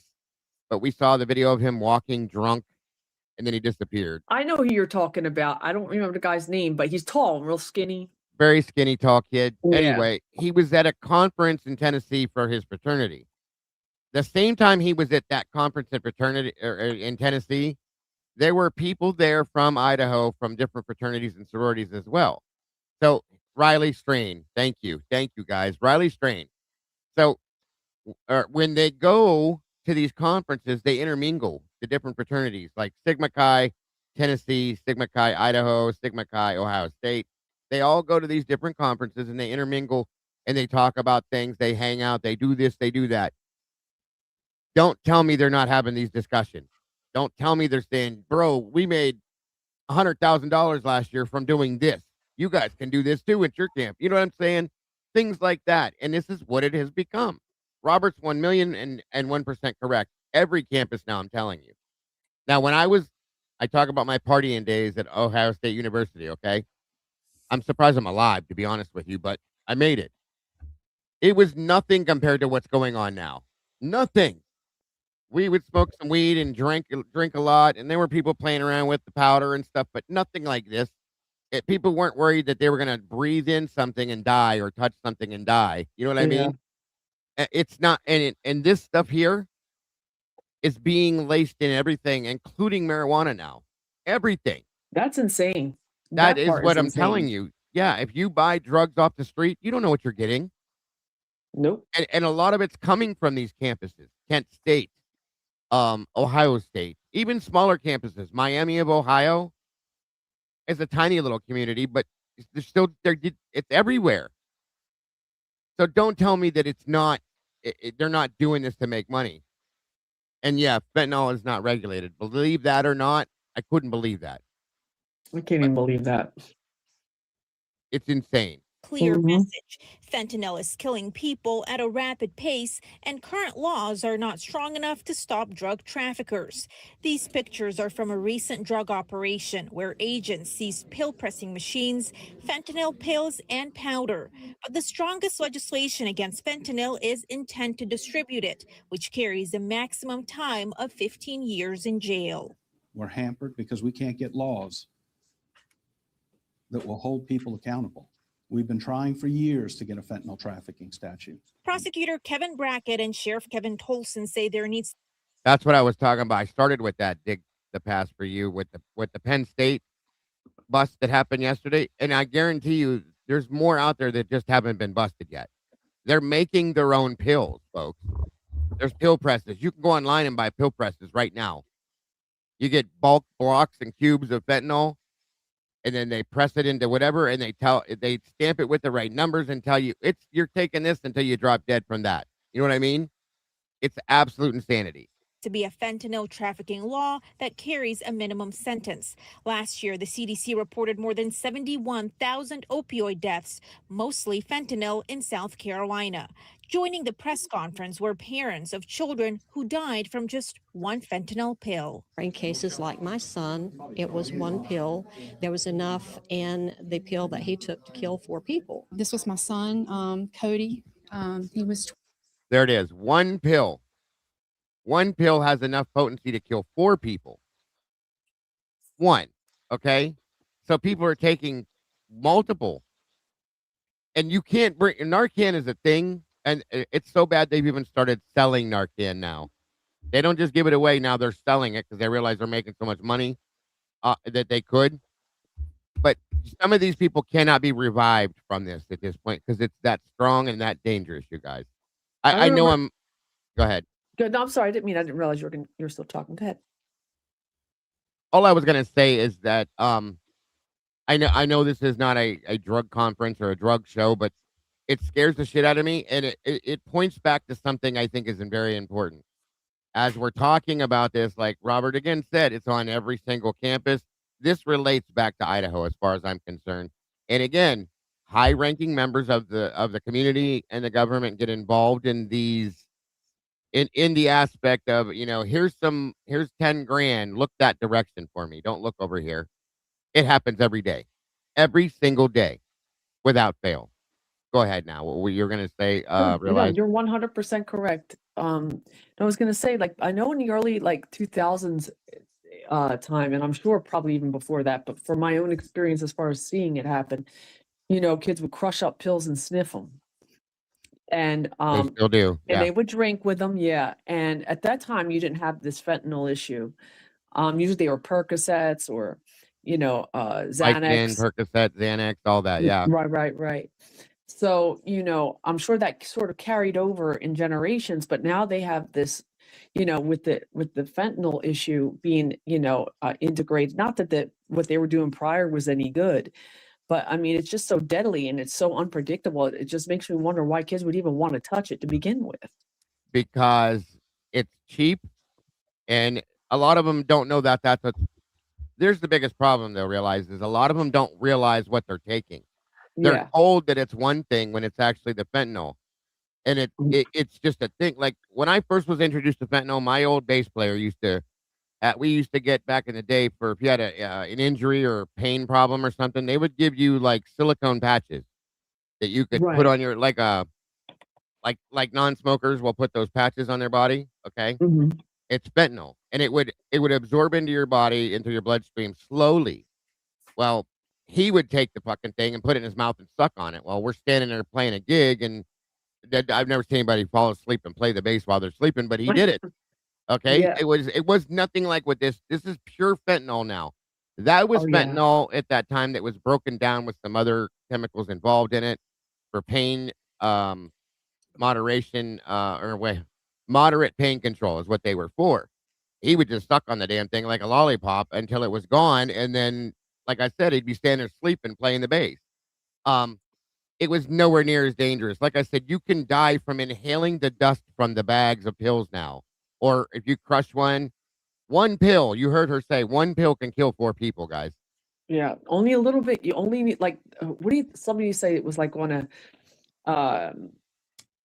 such a minuscule amount is all it Yeah. takes. It doesn't take anything. I've watched videos on here. I can show it to you right now. A sheriff pulled somebody over, pulled him out of the car, put him in cuffs, and he falls over because they had fentanyl on their body. Mm-hmm. Exactly. It's not, it's like, it's hard to explain, guys. It's very dangerous shit, and it's happening. It's a lot of money. okay? A whole lot of money, and every university is doing this shit now. And nobody seems to care that it's killing people. That's the problem. So anyway, Yeah, I don't want to get too agreed. far off course with this because we're in here talking about the Idaho stuff, but I can show you stuff for days, you guys, that I've researched and looked into myself. It's very bad, and it's real. It is a real thing. I think this is, I think even when we're talking about Idaho, I mean, this is a part of it. This is No, a it's big a part huge of it. part of it. Yes, it's a Yeah. massive part. And And I Kim think that's asked, go ahead. no, that's okay. I was gonna say, I just think that's what they were, a big part of why we've got all these redactions, and such. I think this is, Oh, yeah. uh, that's something they've been trying to protect their little small town and university from. Well, And and now, yes, we know. I think this is where Mowich may come into play, or Slocum, or any of these other people that have been talked about. This is where I think this plays into effect in some aspect with this. Kim says, "Do you think maybe the coroner lied about the toxic?" I don't know that she lied. What I do believe happened, Kim, we've talked about this. I think that the full and the total tox results and the total autopsy have been withheld from us. We got just the minimum, and I think other things were withheld because it tells a different story. So a lie by omission. Basically, yeah. Yes, that's But the way to put it. in reply to Kim, the fact that Mabat came out and said that the tox results were going to be irrelevant is a clue that we were being lied to right from the beginning. I mean, yes, that makes no sense. And I came across something else this morning in the Charlie Kirk case. You guys remember the Karen Reed case when they inverted the video and they made it look like the left side of the car Yeah. was the right side of the car? Yeah. They've been caught doing the same thing in the Charlie Kirk case with the images of Tyler Robinson in the stairwell are inverted, mirrored, flip-flopped. Surprise. And I mean, it's not just Idaho. I've been saying that for a while too, is you got to look at all these other cases and look for the parallels of what's happening. But yeah, It's a good point. It's a good point. Agreed. It's not going to take much to get me to believe that we're getting lied to about tox results. No. And like I said, I'm not going to put this on Dr. Singh. Okay. I think she did what she was supposed to do. I think she was very heavily watched over, but she did it. And I think Winston said everything was done. I think certain things were pulled or extracted from the results that were to be put out to the public is what I believe. That's honestly what I think. I think there was a different tox report that we haven't seen because I don't believe something's off. Okay. How many times did we hear about cocaine now in the past month? There's no cocaine in that, but it sure as hell sounds like there should be. You know what I mean? And there isn't any. There's no illicit drugs. Something's off. I want to know where that document is. How did they know about cocaine? Yeah, cocaine's been popping up, How did they know about cocaine and cocaine dealers and this and that if there's no cocaine in the tox reports? Come on. Yeah. Something is missing somewhere. I don't know. I remember Steve G said they didn't call 911 because they were afraid there was a few beers in the fridge they might get caught with. Yeah, I don't think it was beer. They Jessica. weren't I worried think about it was beer. something else. There He was did. not beer. He did say that on the Drunk Turkey show. He actually did? said that. Yeah, I No, think there was I something believe else you, and in I that know. house. I fully believe there was something in that house that was removed. And I told you guys more than once now, there were phone calls made from that house that morning, early morning after the murders to somewhere. And there were people at that house that left before 911 was called. They did whatever they did, got whatever out, cleaned up, whatever they did what they did. And everybody that was not there had left prior to that call being made, in my opinion, on purpose. All right, we got this done. We got that done. This is not here. That's not here. Now everybody, let's go. That's my opinion. And I have no doubt. There's no way that house is not the party house on campus, and there's not things there. There's things in that house, in my opinion, that are in that house that were always in that house. People, again, according to Dave's interview, go to that house for different things, as well as another house in that very close to that neighborhood. I think there were things purposely removed, and there's many other issues going on, in my opinion, within that house. So Mm-hmm. So that I do believe. Anything else on those two things, you two? Nope, not that pretty much. That pretty Yeah. much takes care of that. Anything you want to add in a different realm, Jesse, or realize before we get to this interview? I'm having trouble concentrating since I haven't eaten in 3 days. Oh, Are you fasting? I am, yeah. fasting is That kind of it's sucks good, a but little bit. it's devastating at the same time. It's good for you, but it's so You devastating. feel good in a lot of ways. It makes you feel really good, but in a lot Yeah, of it ways, does. it's there's some Yeah. challenges. That's for sure. I used to do that when I was into weightlifting way back in the day, and he's right. You feel clean, but in other ways you feel weak. At least I Yeah, did. yeah, And then when you do go back to eating, it's like, oh, you want to eat the person standing next to you because you're so damn hungry. You know what I mean? But yeah. Always got to have somebody tempting you. But you know, you got King's stomach that wants to have his way. You know, you got to tell him to. You got to tell him not today, King's stomach. you haven't eaten anything at all in 3 days, Jesse? Nothing? Just coffee and water.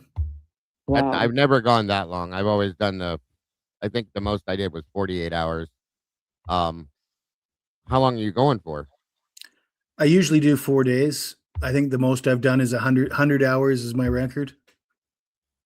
But wow. Once you get past the first day, each day gets easier as it goes. Yeah. It does. It does. And not only that, you get so invested in it. Like if you actually go 48 hours without eating and your target is 4 days, like to put yourself through that first 48 hours and then ruin your goal. Yeah. You know, once you're halfway there, you become so invested in it that it becomes easier to stick to it. Yeah.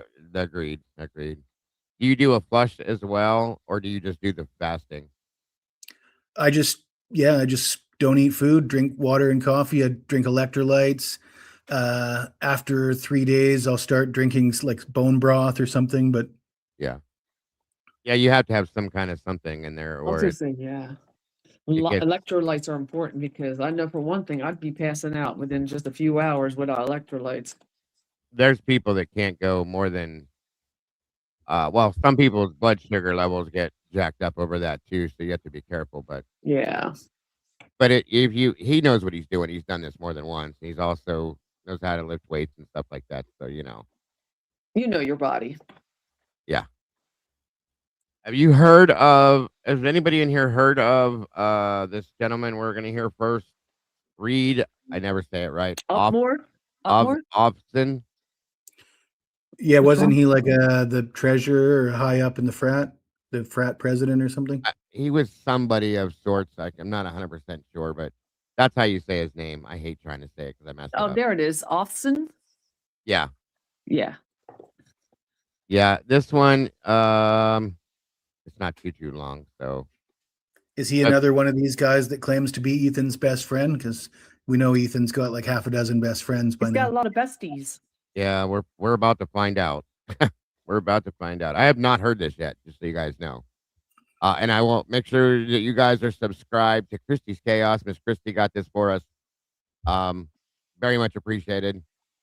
Let's see if there's anything within this that can link anything else. Because I'm telling you guys, every time we see a new interview, there's something, even if it's just one little thing, that connects to something, to something else.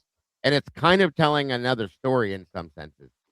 Multiple we've seen where they're talking about cocaine now and dealers and this and that, which was something that was completely left out of the case from the very beginning. So absolutely, it's a big puzzle piece. It's like, you got you got your puzzle box and all the pieces, and you start to put it. The more you start to connect them all, you see the whole picture. Amen. Yeah, absolutely. And nobody's really talking about any of this. We've seen that. So some of them talk, and we're like, whoa, they're really talking now. Some of them don't. So we'll see what goes on with Mr. Reed here. On we go. All right, today is November 19th, 2022. It's about 10:49 in the morning. I'm here with Trooper Kristen Noah. This is Detective Leslie Lehman with the Idaho State Police. All All right, so this is Leslie Lehman and ISP Trooper Noah, I think it's pronounced. And this was done November 19th of 22. So that way everybody knows exactly what, when, and who. Are reaching out to Reed Ofsthun. It'll be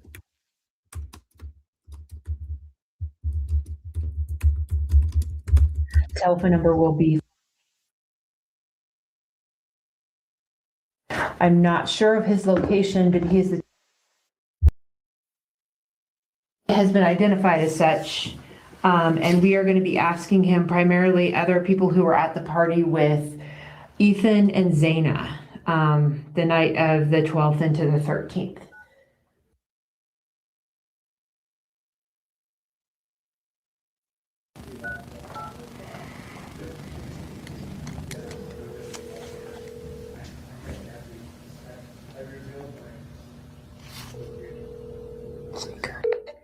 Hello? Hello, is this? Yeah, this is him. Hello, this is Detective Leslie Lehman.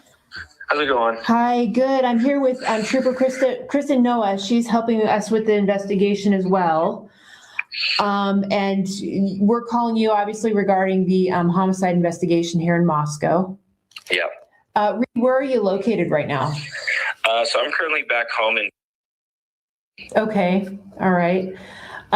So as far as what we kind of need to speak to you today about in an exigent way is the Sigma Chi party that happened on the 12th, I presume, into the 13th. Can you I'll just let you narrate here for a second and tell me about that. So yeah, it was basically just a normal party we have regularly with the university. And that weekend I think it was EXPN theme, so it was like a sports theme. So typically with our parties, we have a guest list. We do a ratio of 2 guests per Sigma Chi. And I have that list. I don't know if I have it on my laptop, but I do know the 2 individuals that should have it, and I can get it from them and send it to you. Okay. And so we have a guest list, and basically we lock all the gates, lock all the windows because we have people try and sneak in the past. Okay. And so we have our front, the top building is called the Lodge, and that's where we host our events. Okay. And there's a front door, and we have someone up there with the laptop and the list, letting people in and out and telling people if they can get in or not. Okay. And so up top, we have 2 different colored wristbands. When they get to the door, if they are 21, we give them a certain color wristband. If they're underage, we give them a different color wristband. But the wristbands are helped differentiate, 1, those who came through the door and got checked, and then 2, to make sure, like, if someone sneaks in, we're able to notice them, quickly because they won't have a wristband. Okay. So it's kind of help mediate people sneaking. Yeah, I see your comment, Saber Sleuth.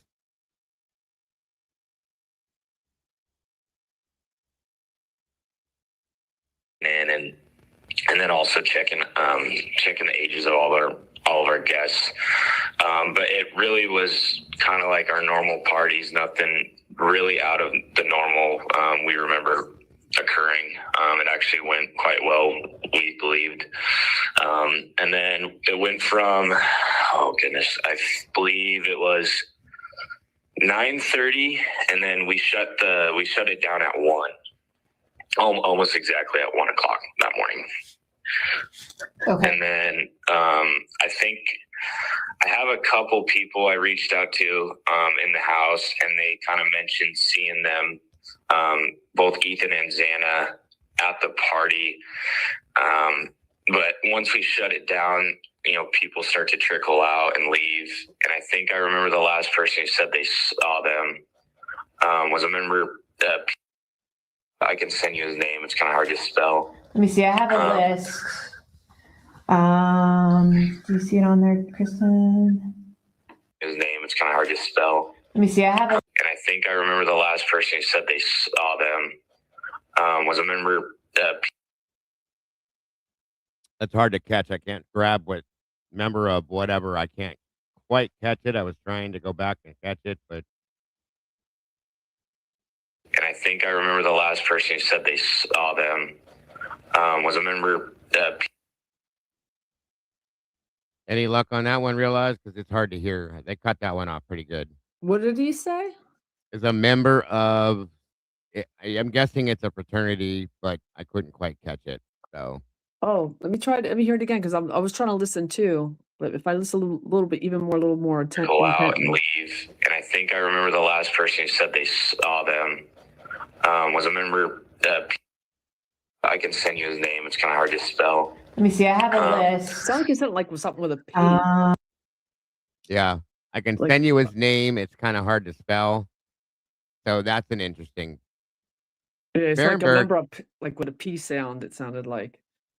Yeah, it could be. I bet you it's Pete. That's what I think he was going to say. Good call, Dog Kisses. Pete, yeah, because his last name is a pain in the ass, and it's hard to El say. and Garagio? spell. So he's talking about Pete. Good call, Witchy. And Sky and everybody, yeah. Thank you, guys. Do you see it on there, Kristen? Okay, gotcha. So, okay.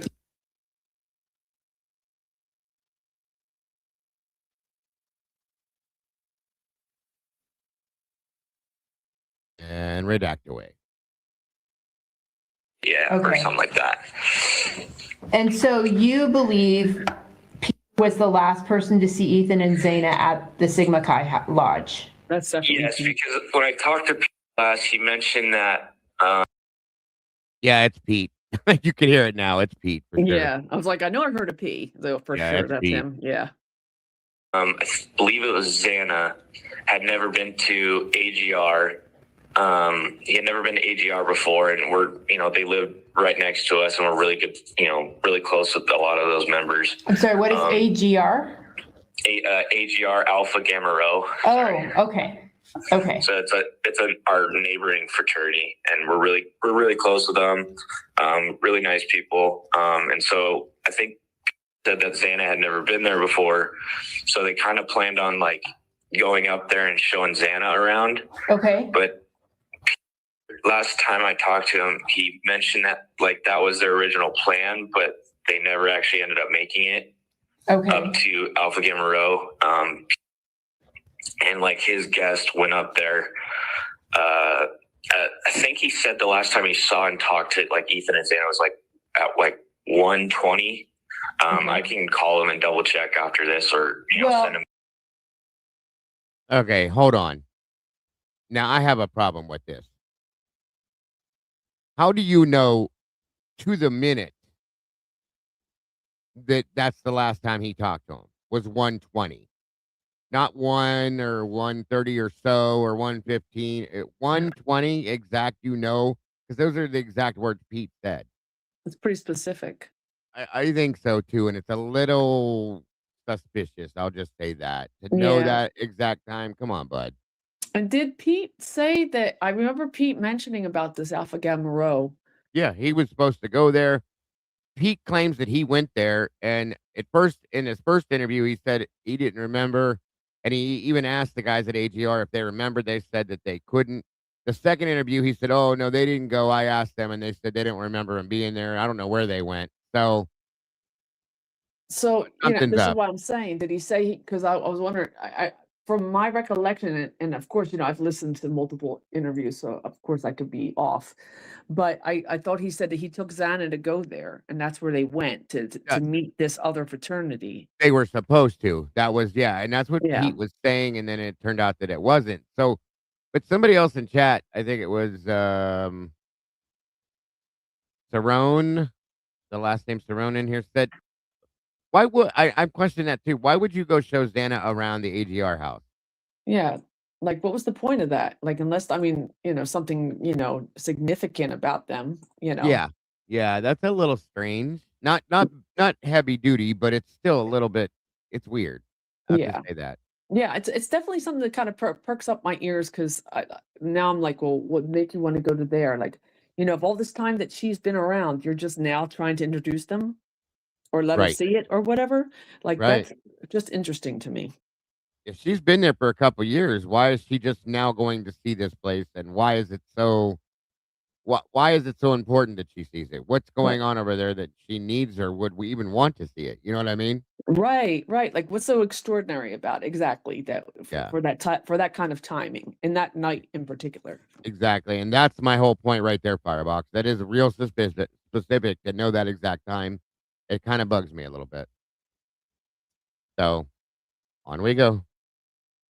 Yeah, I Send you his phone number. that would be much preferred, but you think it was about 1:20. So did you actually see, were you at, let me ask you this, were you at the party that night? I was, but I can't recall ever seeing Ethan or Xana there. Okay. It was one of those things where like we were kind of running door and I was running around and stuff. I can't remember ever seeing them. Okay. But several people did see them there, so I'm pretty sure that was confirmed that they were there. Okay. At the party. Gotcha. I have the list here in front of me. Can you slowly go through the names that you can think of at the top of your head? And I'll mark them. Of like people who could have seen them. Yeah. Yeah, there were. I could reach out to more of the chapter and see if anyone else does, but I think I'm gonna throw in speaker because I have the list written on my phone. So when I kind of reached out to mainly the guys in my house or in my like my age group. Let's see, where did I put it? So recall seeing Ethan and Xana in the lodge around 1:15 to 1:20. Okay. So that's okay. And then someone mentioned that. Then this was, I hadn't checked this. I forgot to double check and verify it. But someone also recalled, I believe his last name is.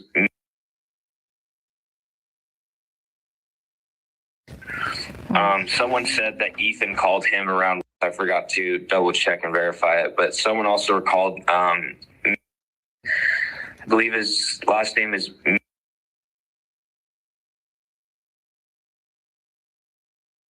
Hard to pick that one up too. It sounds like he says Nate or Nathan, maybe not.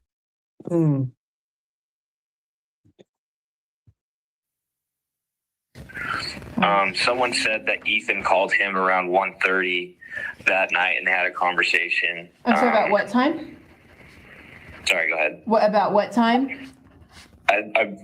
Someone else told me that they thought they remember me talking to them at like 1:30. Okay. So shortly after, it sounds like they left. Okay. And so that's really the only time Mason. Good one, Ro. Mason. So it was Mason Barstow or probably that one, I would think. Good catch. There we go. have as of right now, and that was just talking to the guys in my age group. I can send out a big, group text to everybody and see if anyone else can, remember a phone call or anything like that. And I can reach out to see what was said in the phone call. But that's the only real timeline I have or like the latest timeline I have of that you're aware of. them. Okay. Hey, Reed, does your lodge, would that party or the Ethan and Xana being in your lodge would have been video recorded anywhere? If there was, it would just be like personal videos.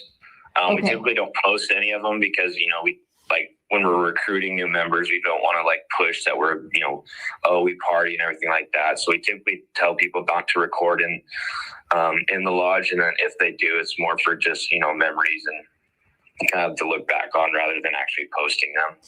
So if there were videos, I haven't seen any, but someone else might have pictures or videos in like their personal phones. Gotcha. So there's no like video surveillance within the building or on the outside of the building?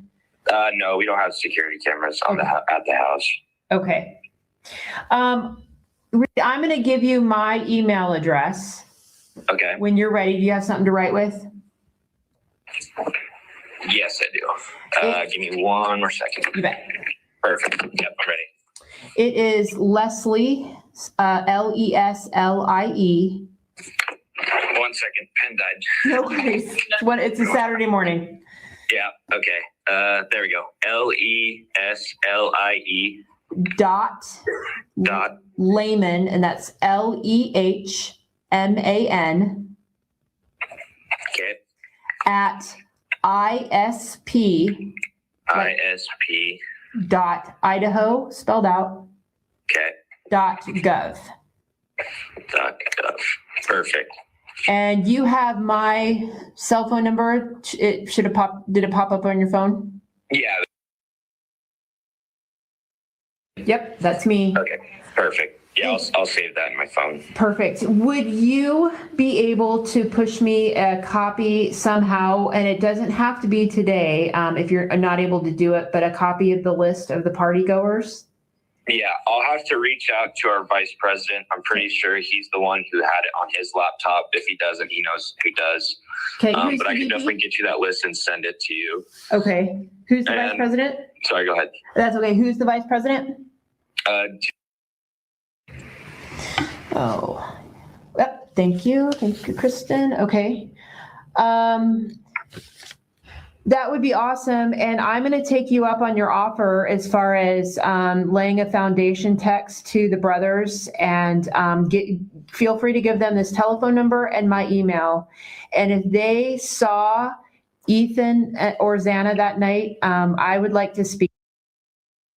Witchy, there was fog, and it was talked about in a couple of the interviews about it being foggy too that night and early that morning. So you're not crazy, and that's real. To them. Okay. And they can call me directly or they can email me. I can get to my email immediately and see that. But we'd kind of like to know, for instance, like what they were wearing, if there's any photos of them. We need them pushed our way. Okay, sounds good. Awesome. No, Kristen, can you think of anything else I'm forgetting? Do you have Snapchat at all with Ethan, or do you know if any of them also had Snapchat, or if you guys happen to see Ethan or Xana post a Snapchat location that night after the party? I do have Snapchat. I do have Ethan on Snapchat. I do not recall looking and seeing where, like on, the whole Snap Map thing he was. Okay. And I know a lot of guys have his Snapchat as well, because a lot of them, when you come into the house, you typically make a big group chat with all the guys in your grade level, in your pledge class. And so a lot of guys did have his Snapchat. And I believe a lot of people had Xana's too. I think I may have hers, but I'm not exactly sure. Okay. Do you know who Ethan's best friend is? Probably, obviously, was one of them. Then I would probably mention, he was a good friend of Ethan's. Typically goes by. That was Pete again. Okay. He goes by. Was one of them. Then I would probably mention, he was a good friend of Ethan's. Is that another Pete? Typically. It was another P. It looked like a P. I don't know. Yeah. I think Hunter was the first one. Goes by. Okay. Was a good friend of Ethan's. He was well liked among the house, but I would say those were probably his closest. Closest bros. Okay. What was his last name? Last one? What was his last name? It's his. Yeah. Okay, that makes sense. Yeah. What about It's his brother. The way he said it's his. I'm was thinking he's he Hunter, considered a his best friend brother. of- Yeah, was another close friend. I'm sorry. That's What'd you my- say? That's my guess. He says he mentioned Hunter again, and they're asking what his last Yeah, name it could have was. been Johnson, and it could have been his brother, of course. Yeah, he's like, that's his, and they cut it Yeah. off. I'm wondering if he said that's his brother. I'm just wondering if he. Could be. Yeah. Welcome, Jeeves. Good to see you, Jeeves. Friend of his. He was well liked among his pledge class and then also among the house. So we were all pretty good friends with him. But I would say the ones who typically hung out with him the most were probably,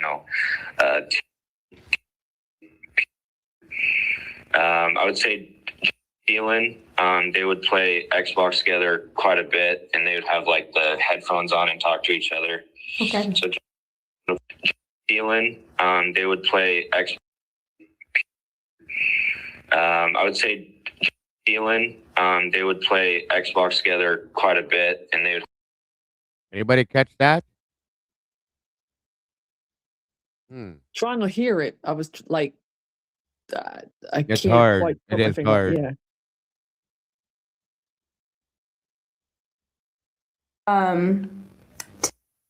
Was he considered a best friend of?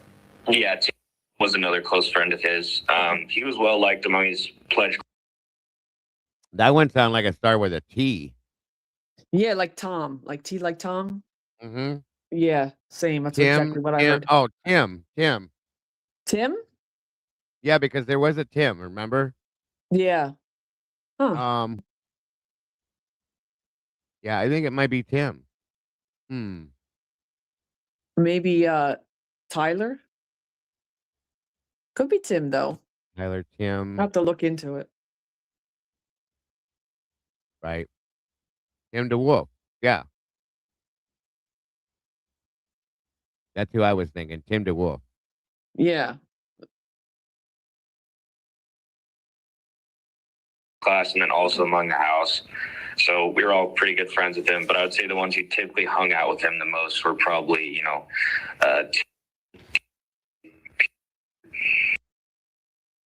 There's that T again, so I'm gonna take that as Tim DeWolf to start for now until I find another one, possibly that might be the same. Start with the same sound. You know what I mean? I would say Dylan, they would play Xbox together quite a bit, and they would have like the headphones on and talk to each other. Okay.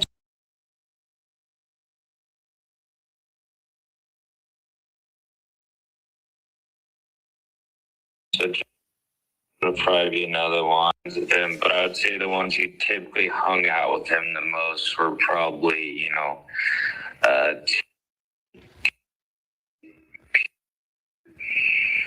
I would say Dylan, they would play Xbox together quite a bit, and they would have like the headphones on and talk to each other.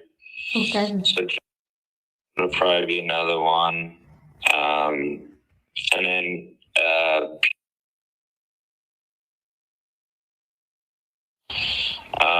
they were always in his room quite a bit too, so it would probably be a good one. And his last name's Cadia. Oh, okay. Oh, Yeah. Yep, gotcha. Okay. Cadia. Oh, okay. Was in his room quite a bit too, so it would probably be a good one. And his last name's Cadia. Oh, okay. Oh, Yeah. Yep, gotcha. Okay.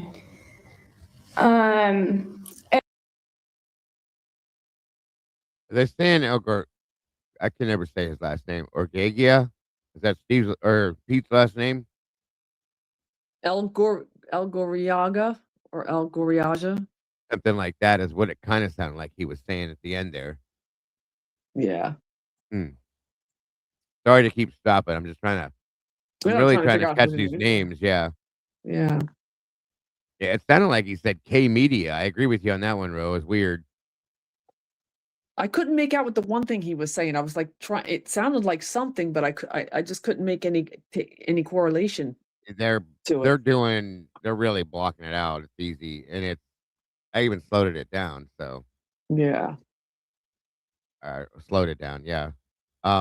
Thanks, Bubbles. And yeah, guys, make sure you subscribe to Christy's Chaos, please. Show some support. She's who got us this video and a couple others that we have. She's doing a great job as well. Thanks, Christy.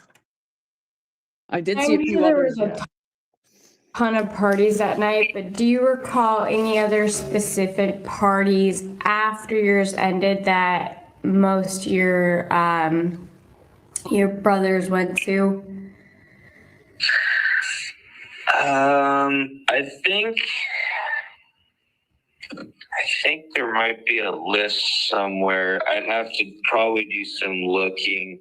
Okay. I think ours would have probably been the last party of the night. Because typically, I know ISC and like the university, they don't really like, parties after 1 or 2, just because at that point, it can kind of get kind of dangerous. Okay. So I think if anything, we were probably the last one. Now, if, another house, kind of like Alpha Gamma Rho, that they invited some people up after the party. They may have gone up there, but I think typically, guys, after we shut down the party in the lodge, a lot of people just go back to their apartments and just kind of hang out. So I think, most people either probably went to those apartments, went across the street to the apartment complex, or across the street we call the Whites. A lot of people typically will go over there as well. It's after the lodge that night, it seemed like a lot of people just dispersed in the kind of different directions and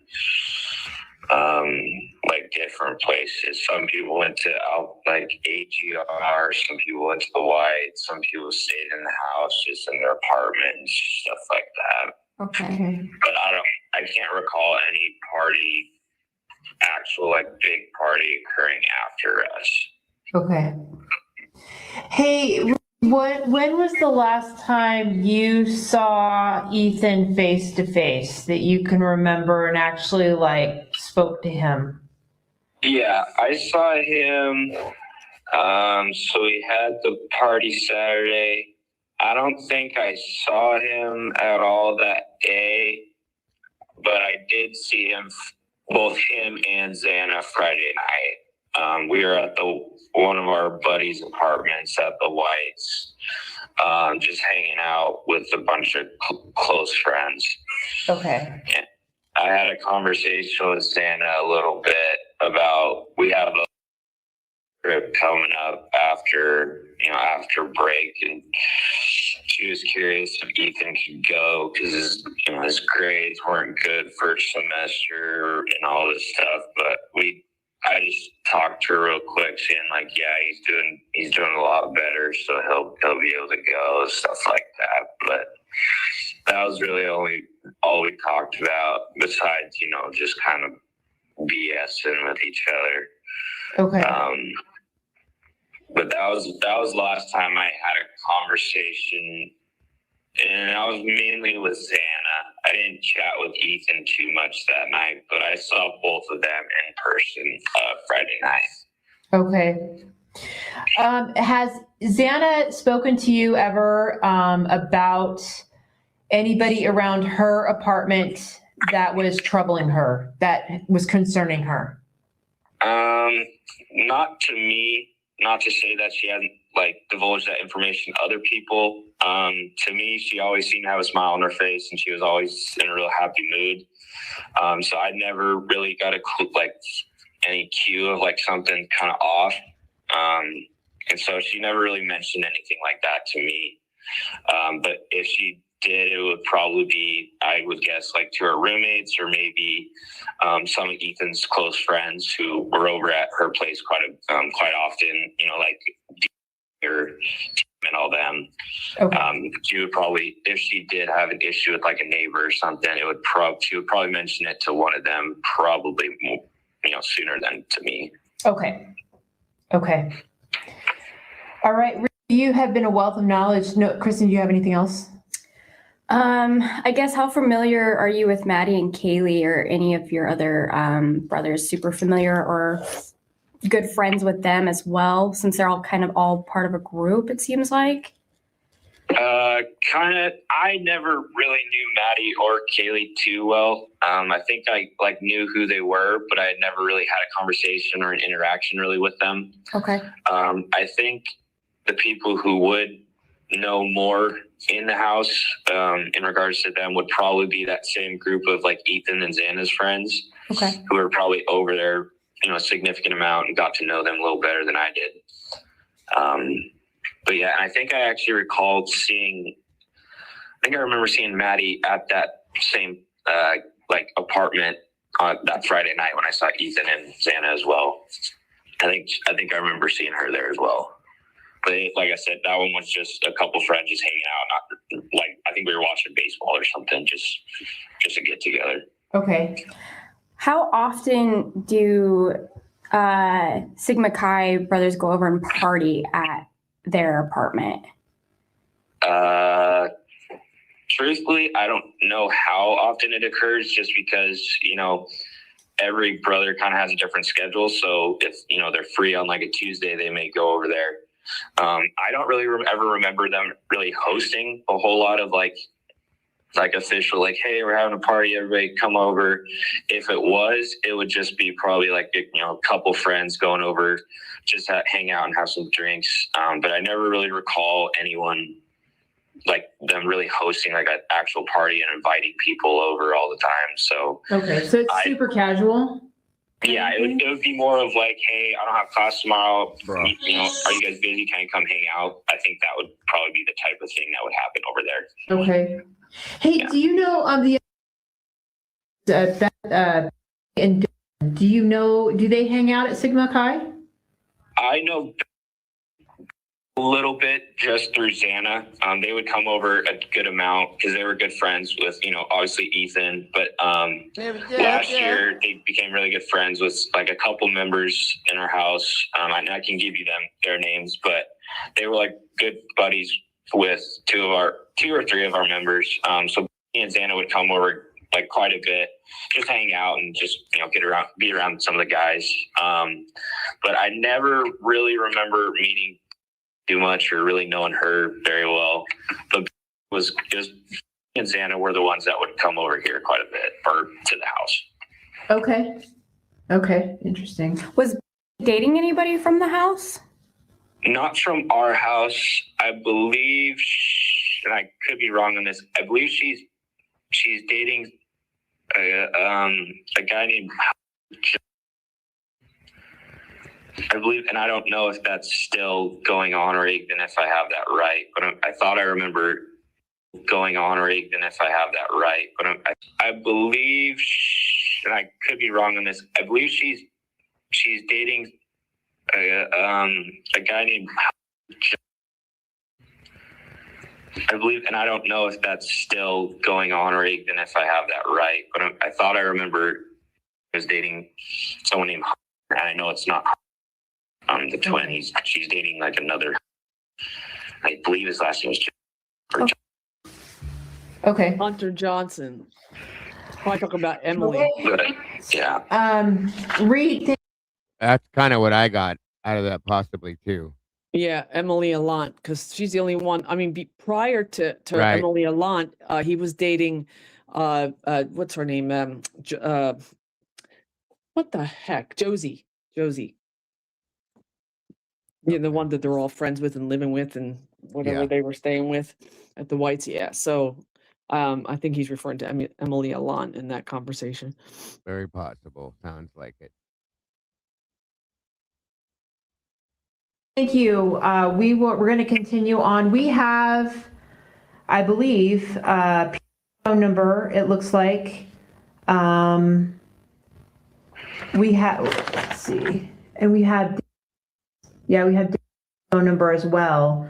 So we may reach out to them directly right now, just based off of your information. There was another name you gave me. That's okay. He goes by D, but it's Okay, perfect. Yeah. I'm going to reach out to them directly right now and just make sure they have my contact information. But I appreciate your time. You've been a wealth of information this morning. Yeah, I appreciate the call. I'll definitely be sending you the email with the guest list. And then if you would like any other contact information, feel free to either shoot me a text or send me an email and I can forward that information to you. Okay, sounds good. Thank you so much. Awesome. Thank you. Have a good one. You as well. Bye-bye. Thank you. Bye. Okay. Interesting. Any thoughts, feelings, questions about that one, Realize at all? Not a whole lot there. Nothing that I found that stood out to me, that was, Anything we real need to go important. back through, do you think, or anybody? Maybe, I mean, I didn't hear anything, but maybe somebody in the chat did. Nobody's saying anything. Okay. There's another one I have in here too. Yeah, he was there a lot. The only thing I think that, we can just sort of deduce from that is just that, the consistencies about, Peter Goriaga, him being like a best friend of Ethan's and being close to him, the last one to see him, the It still bugs me that he knows that, like, a specific time. Saying 1:20 is a lot. It's yeah. super specific. For sure, for sure. And I think somebody said, I remember hearing one of the other interviews, like something like 1:15, and I can't remember who said it off the top of my head, but it just kind of made me remember that detail. But I mean, other than that, mentioning Hunter Johnson, Hunter Chapin, and a few others that we know, Yeah. that they're obviously close to Ethan. I mean, there's not much else to glean from that. I think Pete knows a lot more than he has elated to as well. I really think he does. Oh, no doubt.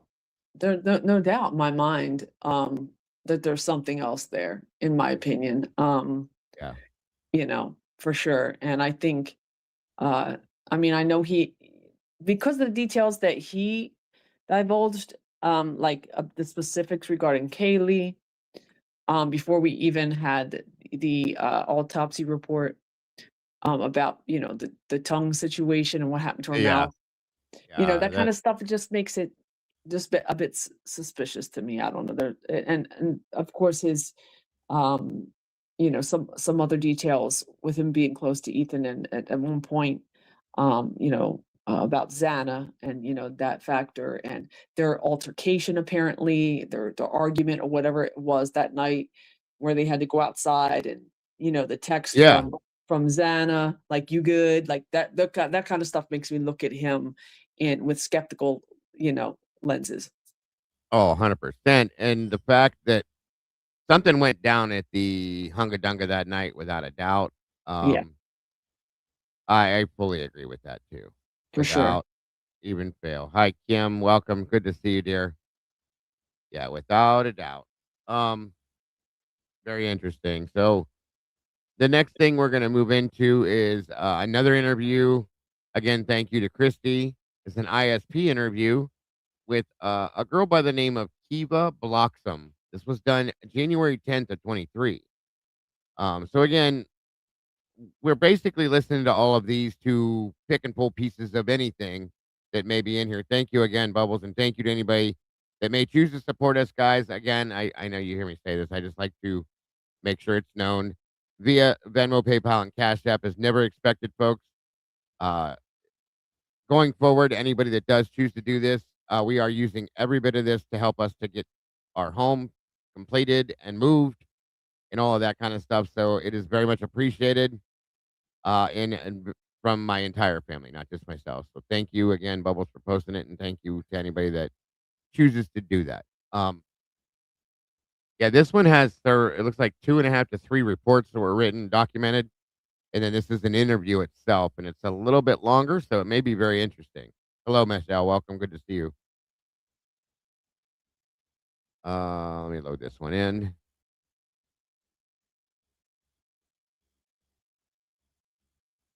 All right, here we go.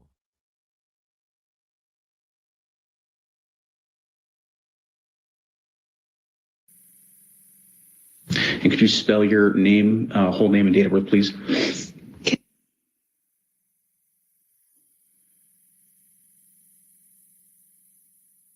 I can't believe they redact it when they have the name on the interview titled. And then my birthday. So weird. Perfect. Also present is. Date.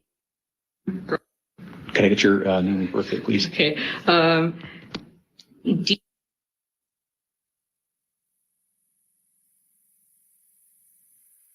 Perfect. All right, now a formal stuff is out of the way. How you said you're just tell me a little bit about you here.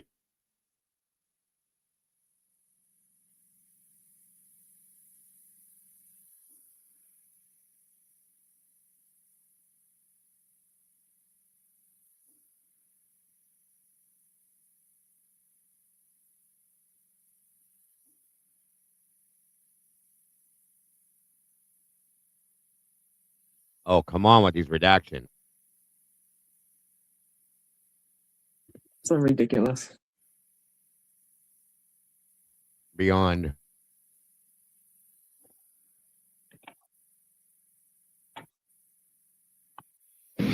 When was your first interaction with Bryan? I'm not sure about dates, but Oh, this must be. This is oh, I heard this. Okay, this is somebody that knew who Bryan was, so this is probably going to be a negative interview. We'll see how fake this is. I know that it was around the beginning of this semester. I don't know. I'm just gonna go off of my interactions and kind of just go on about how things went. Yeah. So my first interaction with him, he came into the office. You know, he was a new grad student, so most of them come in there to talk to, with help for. I don't know how to explain it. Just about going on with their career. Getting those little tips that they need, like classes and stuff like that, to arrange their schedules. So he would come in there a lot, and he introduced himself to me, and that was kind of it. And then as the days went on, I would see him coming frequently, every single day in the office, and he would try to conversate with all of us while we were working, and that kind of became an issue. He was in there talking with Dan for 2 hours one day until we had to close and kind of be okay, it's time to leave. We're closing the office. And it kind of just kept happening, him coming back and not really respecting that we were working. And so, we were trying to be nice to him, because it's not we're you can't be in here, you need to get out, but also respect that we're working, we can talk to you, but work conversations, he would come in there to just talk about random stuff Pennsylvania. He was also from Pennsylvania. God forbid. He was trying to make friends, and he was talking about where he was from. Not only that, but with autistic people on the spectrum, this is a common trait where they lack that self-awareness.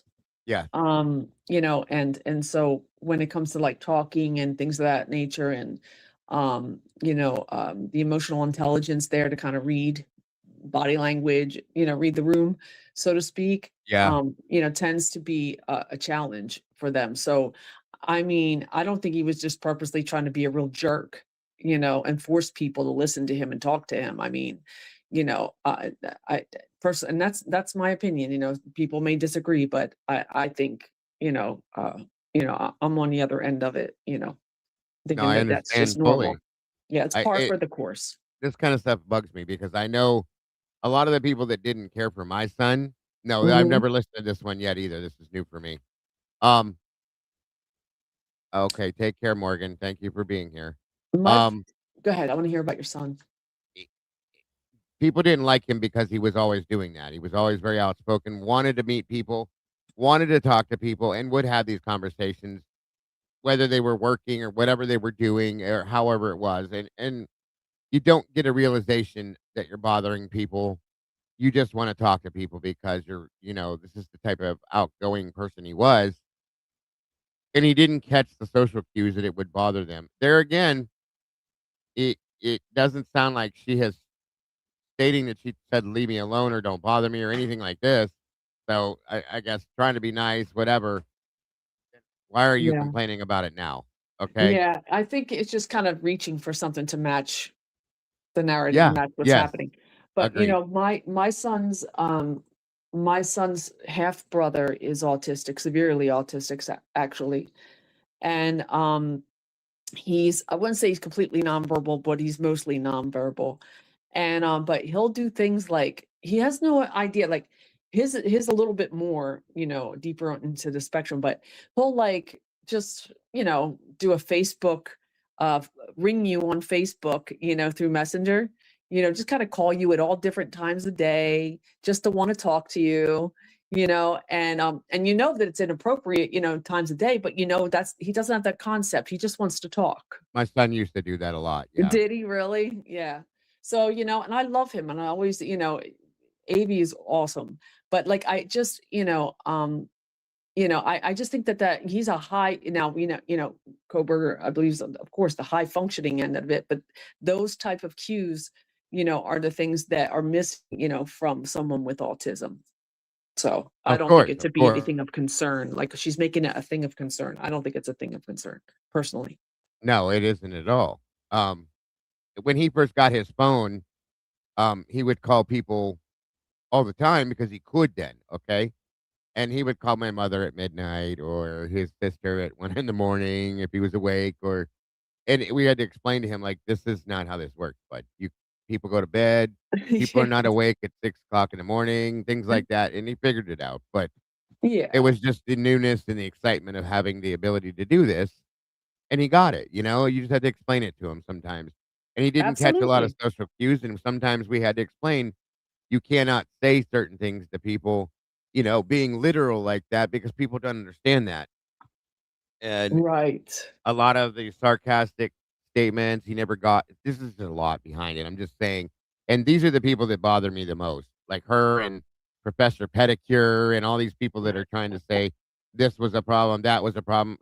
You're just stupid and you don't realize what you're doing or what these people are all about. And that's the problem with it. And it really bugs the shit out of me. So I'm sure I'm with you. I'm sure I'm going to get angry over this one too. Yeah, and you have, every right to be a bit righteously indignant about that because of your own personal experiences and what we know, So these people are obviously just oblivious to what we already know, in this respect. So, we have to take what they're saying right now with a grain of salt as far as, we're concerned, Agreed. Yeah, so they would talk about like Pennsylvania, like they would just talk about random things. And so it kind of just seemed like a little weird, like he also was a TA, so he also should have been doing work too. But this situation kept happening a lot. And then I was closing up one day and I was there alone.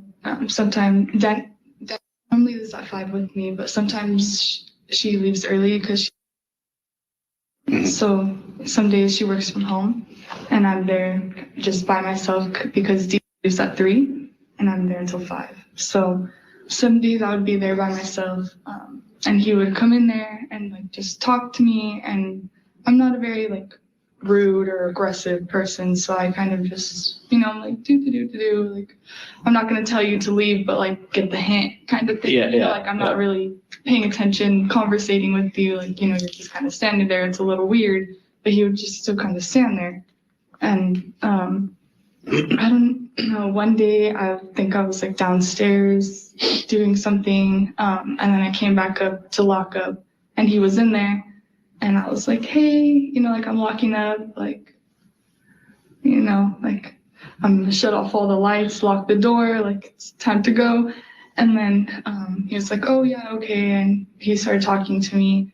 And then as we were talking, like we were walking out of the building and I was trying to leave to go home. And he was like, oh, hey, there's like free coffee at the Cub tonight. Like, you want to get some coffee with me? And I was like, no, like, I'm trying to go home, like my girl's here to pick me up. And then I just kind of walked away because I felt like there was nothing else to be said. Like I wasn't like rudely saying it, but just kind of like, that's a little uncomfortable. Like that's not appropriate either. Like I'm. Why is that inappropriate? He's trying to these people make me nuts. You know, He but if he obviously didn't, probably doesn't know that she has a girlfriend, okay? Or yeah, doesn't, make the two connection there. He's making new connections with new people. He's not from this area. Maybe he was attracted to her, and he did same thing I would have done back then if I wasn't in a relationship. Hey, do you want to get coffee? Do you want to sit down and talk? He's just trying to meet new people. What the fuck is the problem with these people? I Why know. why is this inappropriate is what I'm asking. Right. And I guess because they found it to feel inappropriate, but you can't, from the other person's perspective, you have to weigh in on that. And I know that and I'm saying her perspective, she has to weigh in on that. I think that, what she's saying is, Right. again, I think she's taking what is known about the case at that time and she's kind of connecting it. But again, that also goes with the ignorance of individuals. There's people who just don't understand. They just don't understand. They just look at it as weird. Yeah, it is a little weird because they're different. Weird and unique. The word weird as synonym is unique. And they can be unique. There are things that are different socially, that are very different socially. But, Well, the people just problem want to, Go ahead, finish what you were saying. I'm sorry. No, it's okay. No, and all I just was going to say is that, people need to really kind of try to understand people and, rather than, kind of just write them off. Right. And here's the thing. Obviously, Bryan doesn't know that she's not attracted to men. Okay. There's nothing strange about this, though. It's not even that it's out of the realm of. I would have done the same thing. I mean, she Yeah. looks to be, a semi-attractive girl. He's new to the area. He's an attractive look. I think he's a decent looking guy. I personally think so. I don't think he's ugly. Yeah. Not at all. Okay. And so he works with her. He sees her. This is a whole new world for him, a new experience. Hey, do you want to get coffee? What the fuck is the big deal, you guys? I'm so tired of these people trying to turn this into something else that it's not. And I think the only reason why they're doing this now is because of who he is. And again, this is just like Professor Pedicure, just like the quality and idiot. Okay, they're all making something out of nothing. There's nothing here. And here's Yeah. another point that this proves. Guess what? Bryan Kohberger is obviously not an incel. If he has the ability to walk up to women and say, "Hey, do you want to get some coffee? You want to hang out?" I mean, what the hell, guys? Exactly. All of these interviews are doing nothing more than proving how stupid this was, and how much bullying was going on with him, and it's still they're using this to try to make him look like some, and they're failing horribly because we see this for what it is, especially now knowing what his diagnoses are and what his psych evaluation is. We know who Bryan is. Okay, Mhm. we absolutely know who he's not that abnormal, guys. We've seen the DMV video. We're hearing these different things. There's nothing abnormal about any of this.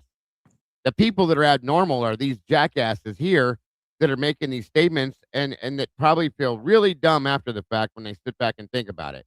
If that makes any sense. Absolutely. Yeah, what he said was not wrong at all. You want to get some coffee? What's wrong with that? I mean, is he a mind reader, or or is it she making it real obvious that she had a partner? I mean, I guess right. I mean, did she say, "Hey, I got a girlfriend. I'm not into guys"? Nope. right. She I mean, didn't. He ain't gonna know that.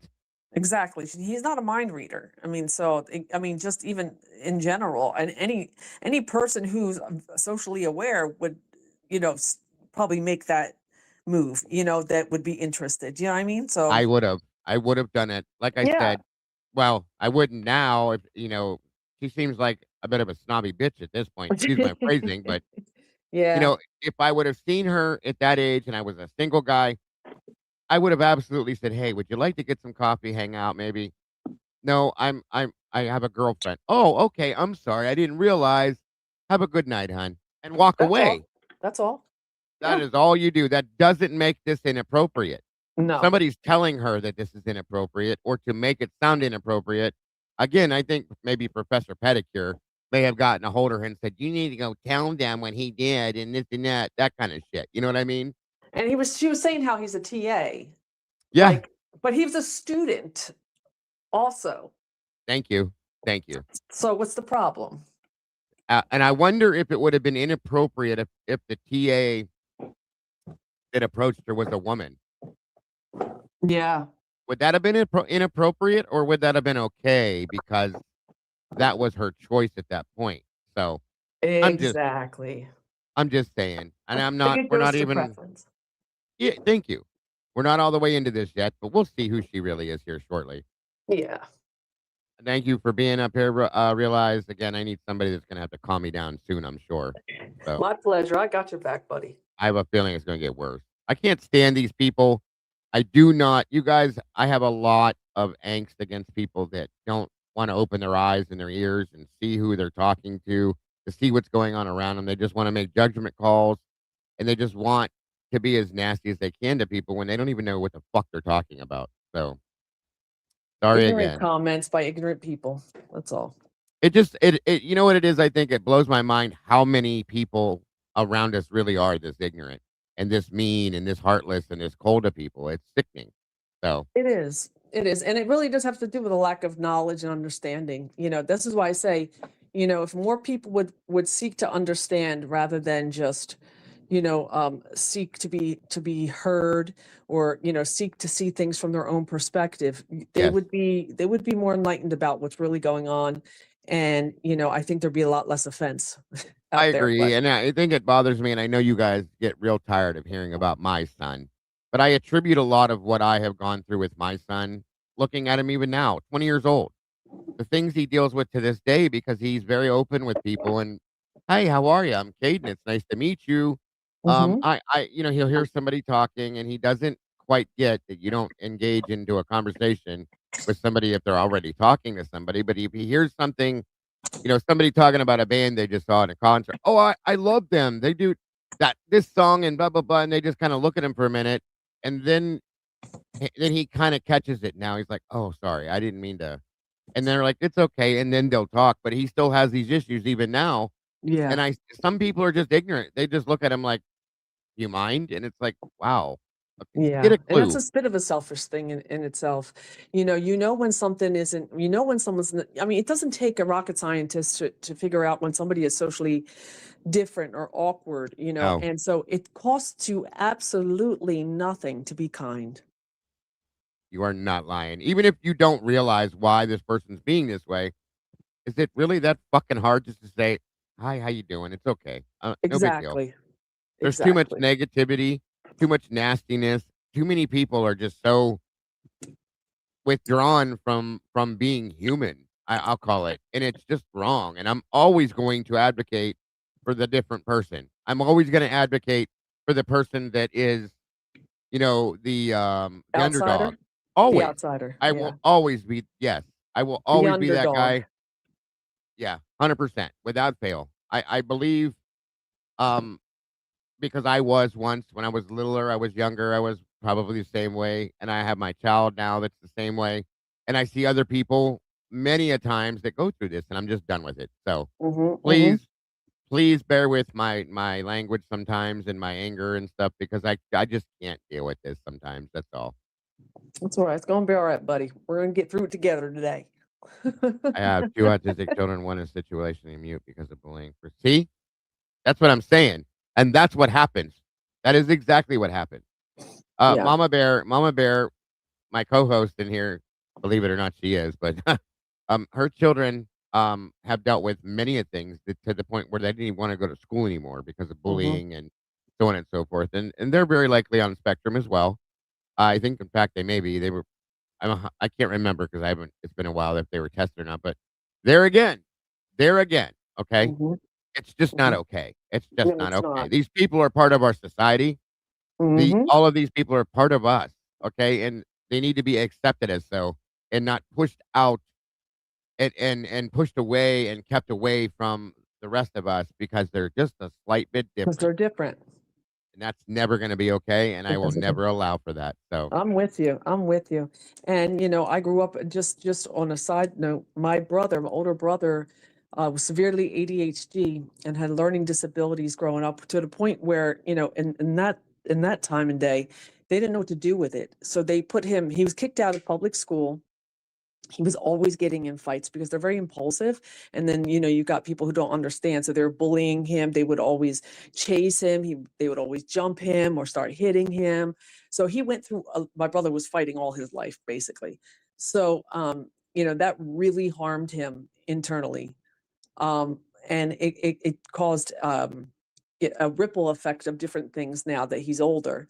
But you don't know. Again, it costs nothing to be kind. If someone's different, they're different. They may not be your cup of tea, but we don't have to go out of our way to be idiots or to be unkind to someone because they're different or they're not our cup of tea. No. We really have to be careful about exalting ourselves over others because really nobody is better than anyone. I don't care. Nope. No one is better than anyone. We all have things that we can work on within ourselves and things about ourselves that are quirky, maybe that somebody wouldn't like. So, I think to keep pride out of it. And as long as you seek to understand, to be understanding and just be kind regardless and to That's all you got to do. that's it. I mean, be it, that's a way to be a good member of society and treat humans like humans. Yeah, and that I fully agree with that. 100% realize. Beth here says, and she's right. Free coffee does not indicate a romantic thing. This Thank could have you. just meant that, hey, we Thank work you. together, we see each other every day. They got free coffee, which God bless him for finding that out because hell, if you're getting something for free, I'm gonna go there every day. Especially coffee. Jesus Christ, you guys. But it doesn't indicate anything romantic. Maybe he just wanted to be friends or have a let's That's talk it. about school or what the hell ever. He doesn't have anything to do after work. He's probably bored. What are you doing? This is way, way out of line in my opinion. But anyway. I agree. It- And what about his sisters? He grew up with sisters, older sisters.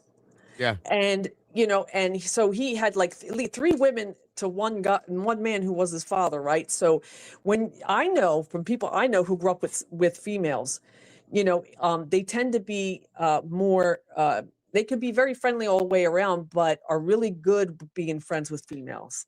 Okay. Yes. So, they understand them better. So even, given his struggles, socially and all, I think back to the Asian chick that he was hanging out with and who actually liked him Yep. and wanted to be more, right? So he's just trying, Yeah. I believe he's just trying to make friends, and I feel like he made friends easier with females than with men. I So, know. I know I had that ability. I yeah, was friends with I had male friends too, but for some reason I was that guy that would listen that women love to talk to because I would listen. right. And I would give advice and I had tons and tons and tons of female friends. My girlfriends didn't like it, and neither did my wives, but women just are attracted to talking to me because I have that persona, I guess. And Yeah. it's a very valid thing. It really is. So I For get it. sure, for sure. Some men are just easier to talk to. Some men are just, it just Yes. depends. So I think that's part of this too, by the way, with him Yeah, approaching and her in like that. fact, most of the people that know me, my best friend was a female for 41 years. Best friend in my life. So absolutely, it makes perfect sense. I get it. Yeah, I think so. Your coworker, I'm also way younger than you. Like, it was just kind of weird. So, like, no. And, and that was the first kind of weird interaction that I had with him. And afterwards, I told my bosses, and they, were like, whoa, he should never be. Okay, so I wonder if this is the interaction where they tried to claim that he followed somebody out to her car and that he wouldn't let them leave or something. Because if that's the case, that's a blatant, bold-faced fucking lie. There's no way that happened that way. They walked out together. We heard her say it. That's all this was. Nothing more. So they're creating these instances, in my opinion, you guys, completely. 1,000,000%. And there's just another version.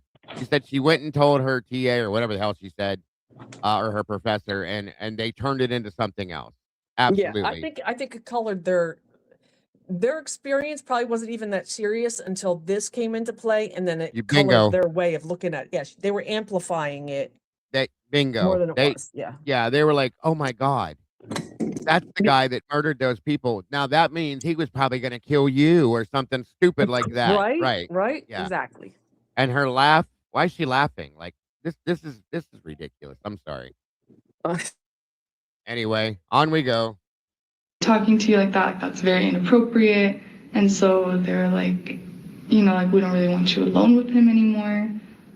Like they also put up like all these precautions, which I thought was like very weird because I didn't really take it like a threat or anything, you know, like I was just like, you know, like he's just kind of trying to pursue me and that's not really appropriate.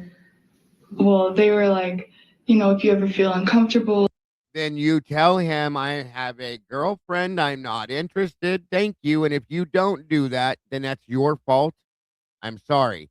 If you did do that and he persists on and on, that's a And different that's story. different, correct. But I don't see that here at all. Not even close. So, okay. Bullshit. like right away they were like, you can always leave, like you're not forced to stay here, like we can have security officers like escort you out, like all these kinds of things. And I was just like, that seems a little extreme. Like I wasn't really saying like I was that concerned. I just wanted to let you guys know this is happening. I'm telling you guys, I have a really bad feeling that Professor Pedicure went around to these students within this group and pushed this narrative, okay? Because she didn't like him. I think she helped to push this narrative throughout these students in these areas here. And I think that's where a lot of this may be coming from, to be honest with you guys. This is my opinion, again, but it does make sense to me because that woman is insane. She's evil, and she's very nasty and mean. And I know her name isn't Pedicure, but that's what I call her because I can't say her last name.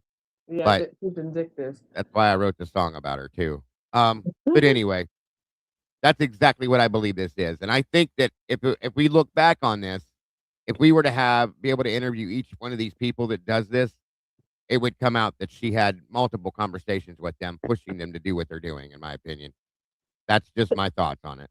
Well, she was having sidebars with a lot of people, apparently. Exactly. From what she was saying. And, Yep. you know, she was poisoning the well. That's what she's doing. They were all drinking from it. Absolutely. I fully agree. So. Shame on you.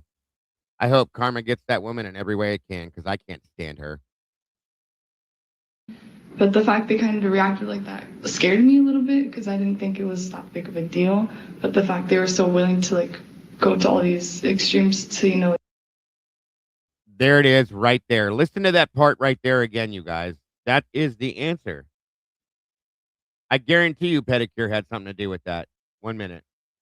Listen to that again, how she explains that. You can always leave, like you're not forced to stay here, like we can have security officers like escort you out, like all these kinds of things. And I was just like, that seems a little extreme. Like I wasn't really saying like I was that concerned. I just wanted to let you guys know this is happening. But the fact they kind of reacted like that scared me a little bit because I didn't think it was that big of a deal. Bingo. There it is. There it is. They turned it into this. And I'm telling you, she's part of that. She's got to be because she put herself there like that. Absolutely. She admitted it.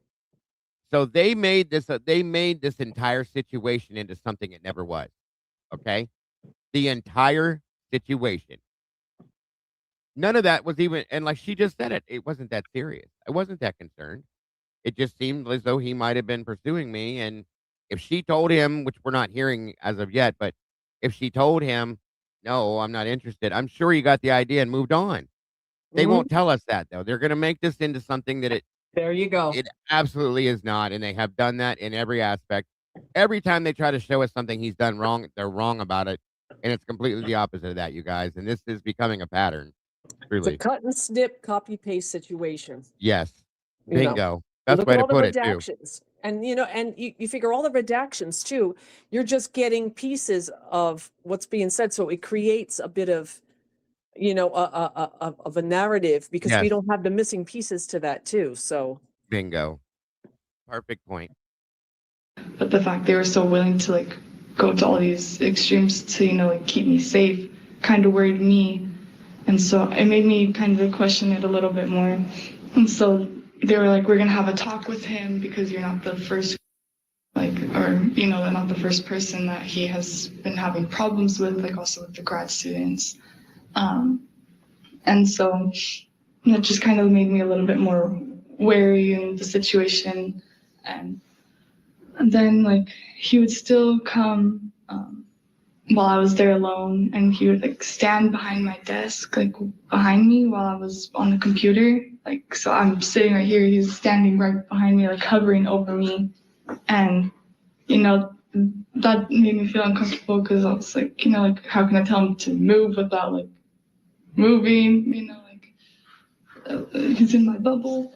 And so he honestly didn't move until another advisor came in, and I didn't even tell her anything, but like as soon as she came in, he kind of like walked away like all fast, like he walked out. And that was kind of weird to me. Like, you know, he was just standing there for so long, like, you know, like why is he gonna run out when someone comes? And then she was like, you know, if you're ever feeling like uncomfortable, I'm always here, like just send me a message on Teams, I'll come in, like you don't have to worry about anything. So just the fact that they could already kind of sense it, like without me saying anything, also like was the red flag, you know, to me. And then I told my boss about it the next day, and they were like, you know, that's more a concern on the confidentiality stuff that you have on your computer. Like he's not allowed to look at that. You have too much information, you know, like on your computer, he's not allowed to look at your computer at all. And so that was even more of like, you know, like, no, we need to talk to him. And they honestly probably had like 5 overall talks with him about like his behavior and how he was acting. And, you know, like it was probably after the 3rd one that he finally stopped coming in the office as much to socialize. And I would see him like just in the hallways, and I would be like just taking out the recycling and stuff, and he would corner me right there. And he would like try to talk to me. He'd be like, hey, how are you? You know, and I'm not going to be mean to him, you know, so I'm like, good, you know, like, how are you? And he'd be like, good. He would corner me, meaning he would stop and say, hi, how are you? But, Jesus Christ, you guys. I'm not going to keep doing that. That's Just going to that listen and language. listen. That's that language that assistant professor was using about the cornering. And then she said that there were students saying that he was cornering them. I will guarantee you that is exactly where it came from for her, too. Yeah. She'd have probably never said that if Big Toe would have not told her that. I'm just saying.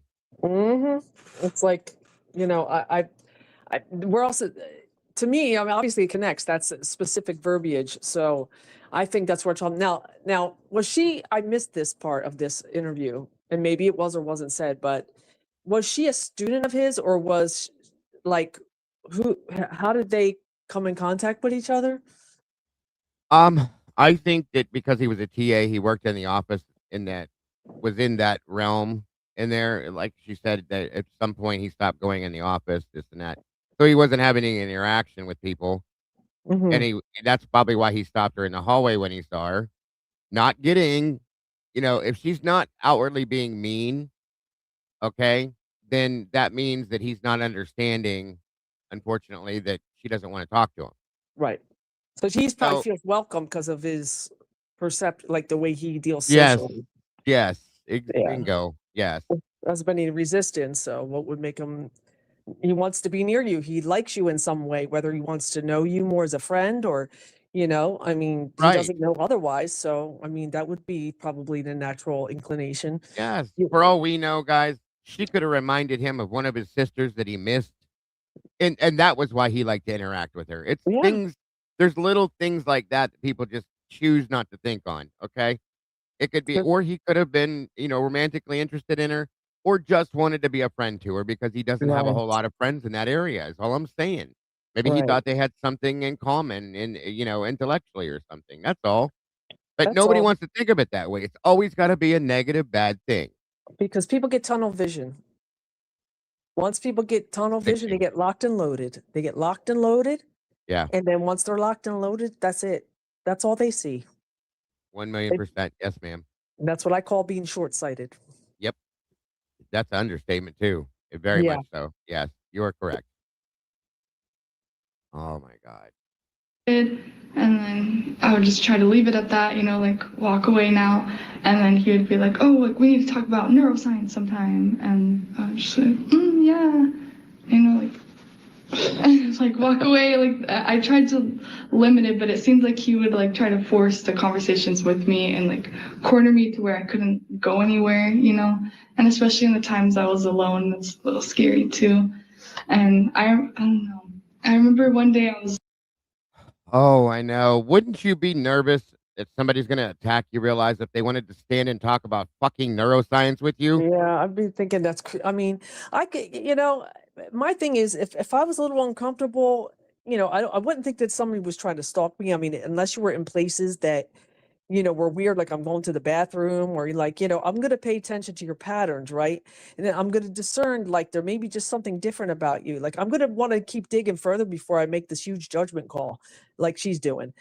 I think, and it's okay. I mean, for her to feel the way she feels a little bit. I mean, I mean, from a personal perception or personal feelings do matter, but they're not reliable. You have to look at the whole picture, right? You have to investigate a little further. Yes. So, but they are validated regardless. But what she's saying is not, is not based upon fact necessarily. So, or truth. So Yeah.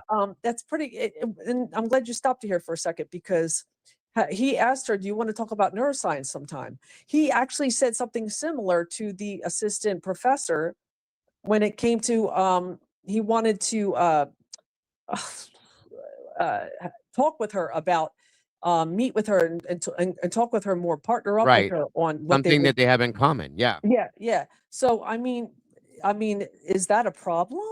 Maybe he's trying to make connections in networking and, to broaden his, his Yeah. studies and, Right. to make friends with people who have the same common interests. And, hey, would you like to join me? I mean, like, I don't find anything wrong with that in itself. So I'm really having a hard time seeing it the way these people are seeing it. I can't at all. Yeah. Tomboy made a good point too, and she could be right. She said, honestly, I think that he sees others as humans, not male or female, if that makes sense. And it does. It does. He may not put the Androgynous. yes. I mean, it could be a thing, guys. It could be a thing. I mean, not everybody looks at people the same way. You know what I mean? So Yeah. good point. It Very might good not point. even register to him like, ooh, this is a pretty female. I'm gonna go try to go, he might even be thinking like that. He just wants to make connections. You don't know. We Yeah. don't know. We don't know. We're Right. not inside his head. We don't Right. know. Very much so. Locking up or like getting ready to leave, picking up my backpack, and from the office, the window, you can see like outside, and I seen him walking outside, but it was so weird. Like he made eye contact with me, and if you're just walking outside, you're not going to be like inside the building windows unless like you're looking for something. And it was so weird. Like I made direct eye contact with him, and I don't know, like it just made my like heart kind of drop. Like, for some weird reason, it just felt very weird. And then like. But that would mean that you made contact with him as well. So which side of it is weird? And sorry, I don't think that's strange either. He looked at you. He saw you through the window and looks at you. What the hell does that even mean? Maybe he's looking past you. Maybe there's something beyond you that he's looking at, and you just happen to be Right. in the view. Like, what else? There you was out go. there? I mean, he could have just been looking at. She's for sure that it was her. That's the Mhm. problem. Yeah, it could be a I really think I nice- think she's the one that's socially awkward. I'll be honest with you. Yeah. Well, she can be sounds, but it's like she's quiet, to herself. But what we don't know. Like, what else could be looking out that window? Could have been a nice car. He could have. Have you ever had a daze like where you just dazed, like you're dazed out and tired? You just start staring, All the but time. you're not really You're just sort of zoning. I call it. He could have been zoning. Yeah. We don't know. We don't know. Absolutely. That's the point. But you want to think it's you. Yeah, exactly. That is beyond ridiculous to me. Oh, hold on here. I'll get the Enamins in the coffee. There you go. Welcome back, Tomboy. Thank you for joining us. Hey, Tomboy. Can we have some Enemans coffee cake?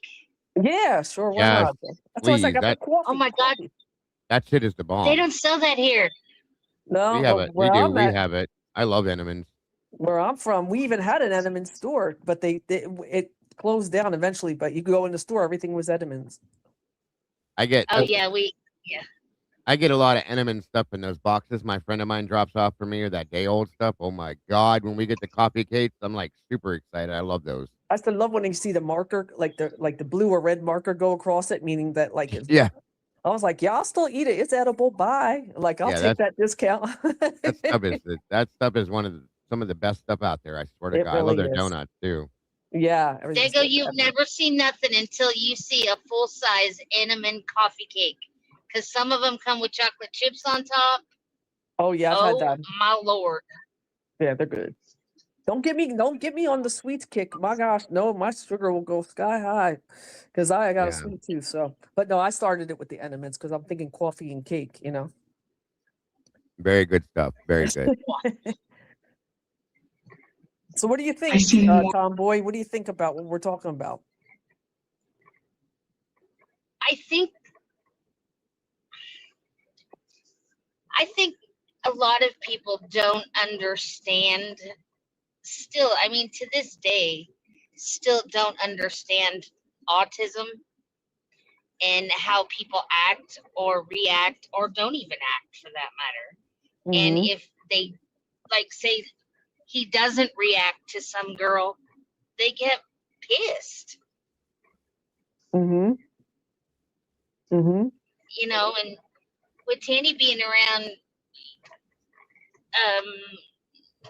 her specialty is in teaching autistic kids, they don't think just like people. And sometimes and that's another thing. Sometimes they stare, sometimes they get fixated, but that's also part of it too. I mean, but but it's not a bad thing. No, I don't find anything. I mean, again, I think because of the story that, everything that played a part, like, with him being the one and, all of these little things that were pretty much minor, even though she may have felt uncomfortable or weirded out, were really minor, and still, I believe, are minor, but they became amplified and, and potential, warnings in her mind because of that and because of the narrative that they were already pushing. And we believe that assistant professor was going around doing. And she even said, I don't think that's necessary. And then they're just like, yeah, None of this. Yeah, I think MPD in these WSU, I think it was blown way out of proportion as to On purpose. Yeah.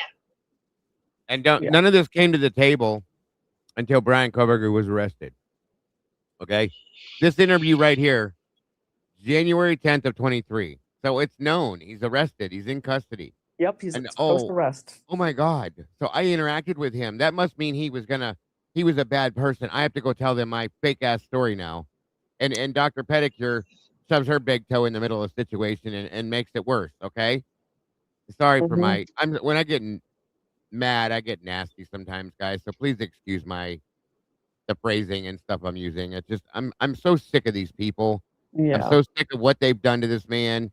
Even if he's found to be innocent, okay, and all of that, all of this is still floating over him. Okay, they've still made him look like some kind of a nasty, weird, monstrous type person. And I hope every single one of these people is either sued or karma gets him. I do. That's just a fact. Well, I think being around, people who have had autism and stuff like that, I believe that a lot of his interactions with other people were inflated to go along with the narrative. Yeah. And they were going with that incel narrative from the beginning. That was like the first thing we started hearing about was this incel theory. Well, you can't be an incel and have the hots for all these girls. Come on now. And and that girl, the Asian chick wanted to be with him and she was cute, and he wasn't interested, and she was bummed out about that. I mean, That's so dumb too. If this kid was an incel, would he have sat down in between two girls at a pool party, even knowing that maybe one of them or they had a boyfriend? The confidence level is a complete different level there when you're an incel. He's not a fucking incel. That's so no. ridiculous. I swear, it's like Did they're you just not fishing. watch the interaction between him and the lady at the licensing Exactly. office? Exactly. Yes. It's obvious he loves to talk. He loves to talk. This is something they all say, but they spin it in a negative way. So he loves to talk. He cornered me. Oh my God, he cornered me. Oh my God. Like, oh, really? He cornered you? Like, I would love to see what you consider cornering, because I don't think so. He's smarter than them and they don't like it. That's a big part. He's a threat because of that. I agree. Welcome back, Jesse. How are you, sir? Look who's back. Jesse! How you feeling? You all right? You didn't Back pass out again? I've been working. I've been doing some exercise. Been up to all sorts of stuff. It's like 4:30 in the morning here. I just popped on for a second because I think I had something popped in my head that I wanted to share with you guys. Go ahead. Diego, I don't know if you have a screenshot or a copy of that email that was sent to Lana. No, I don't. Not that one in particular. No. Okay. Just the one that was sent to Jewel. If somebody could get their hands on the one that Jewel shared a screenshot of the one that was sent to her, I think it would be worth asking Lana for a screenshot of the one that was sent to her. Right. And because I think there was spelling mistakes and grammatical errors in both. And then you just go to the G's Facebook page and you start reading their posts and look for those similar patterns in grammatical errors, misspelled, misuse of the there as a pronoun or there as a place. Some people are just terrible at that. And if you start to see a few similarities, you could pretty much convince me that it was the G's sending that email to Lana. That's a good point. That is a good point. Yeah, I haven't seen that one. She read it, but we've never seen it. I mean, there's lots of people in the chat that are probably friendly with Lana and friendly here, or maybe a few fewer than before. But yeah, we have access to Jules posted hers on her channel, and like I said, the G's Facebook page has a whole bunch of things that they've all written, and some of the poor wording and grammatical errors and spelling mistakes in that one that Jules had, I think it would be pretty easy to figure that out. Good point. Good point. We have to look into that. But that's it's probably what you're saying exact in my opinion. So hold on here. Let me fix something over here because if Lana's serious about figuring that out, I think she should cooperate, because I do think that you could figure it out pretty quick that way. Yeah. Good point. Very good point. And I fully agree with you. Anyways, I'm probably going to retire back to the chat because I got a bunch of stuff going on and everything else, but not a problem. I'll be in the chat if anybody has anything for me. All right, Jesse. Thank you for your input. As always, Bye, Jesse. Sir. Deuces. All right. I need to fix something here, guys. Bear with me for one quick second. No problem.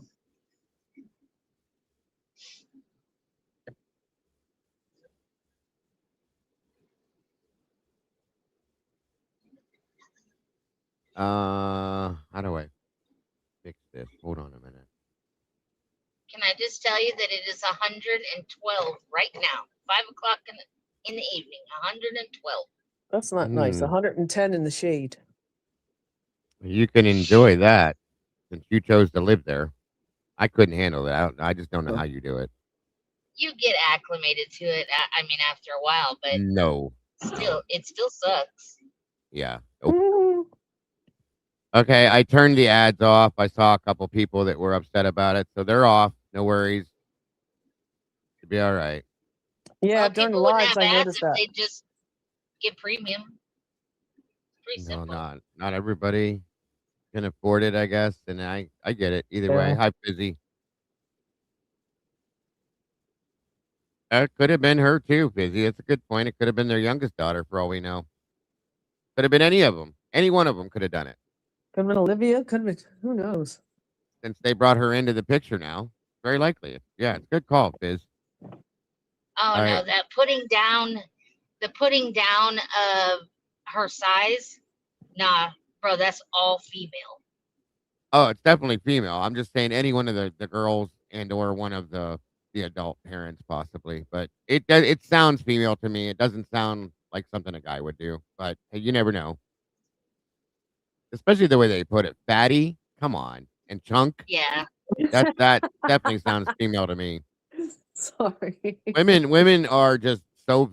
No offense to any of you guys. I love you all so very much, but women are very like don't piss a woman off. A woman scorned is like it's Hell just have no fury like a the woman vindication scorned. is a beyond. Okay, they go at your looks, your weight, every bit of it. Yes, 100%.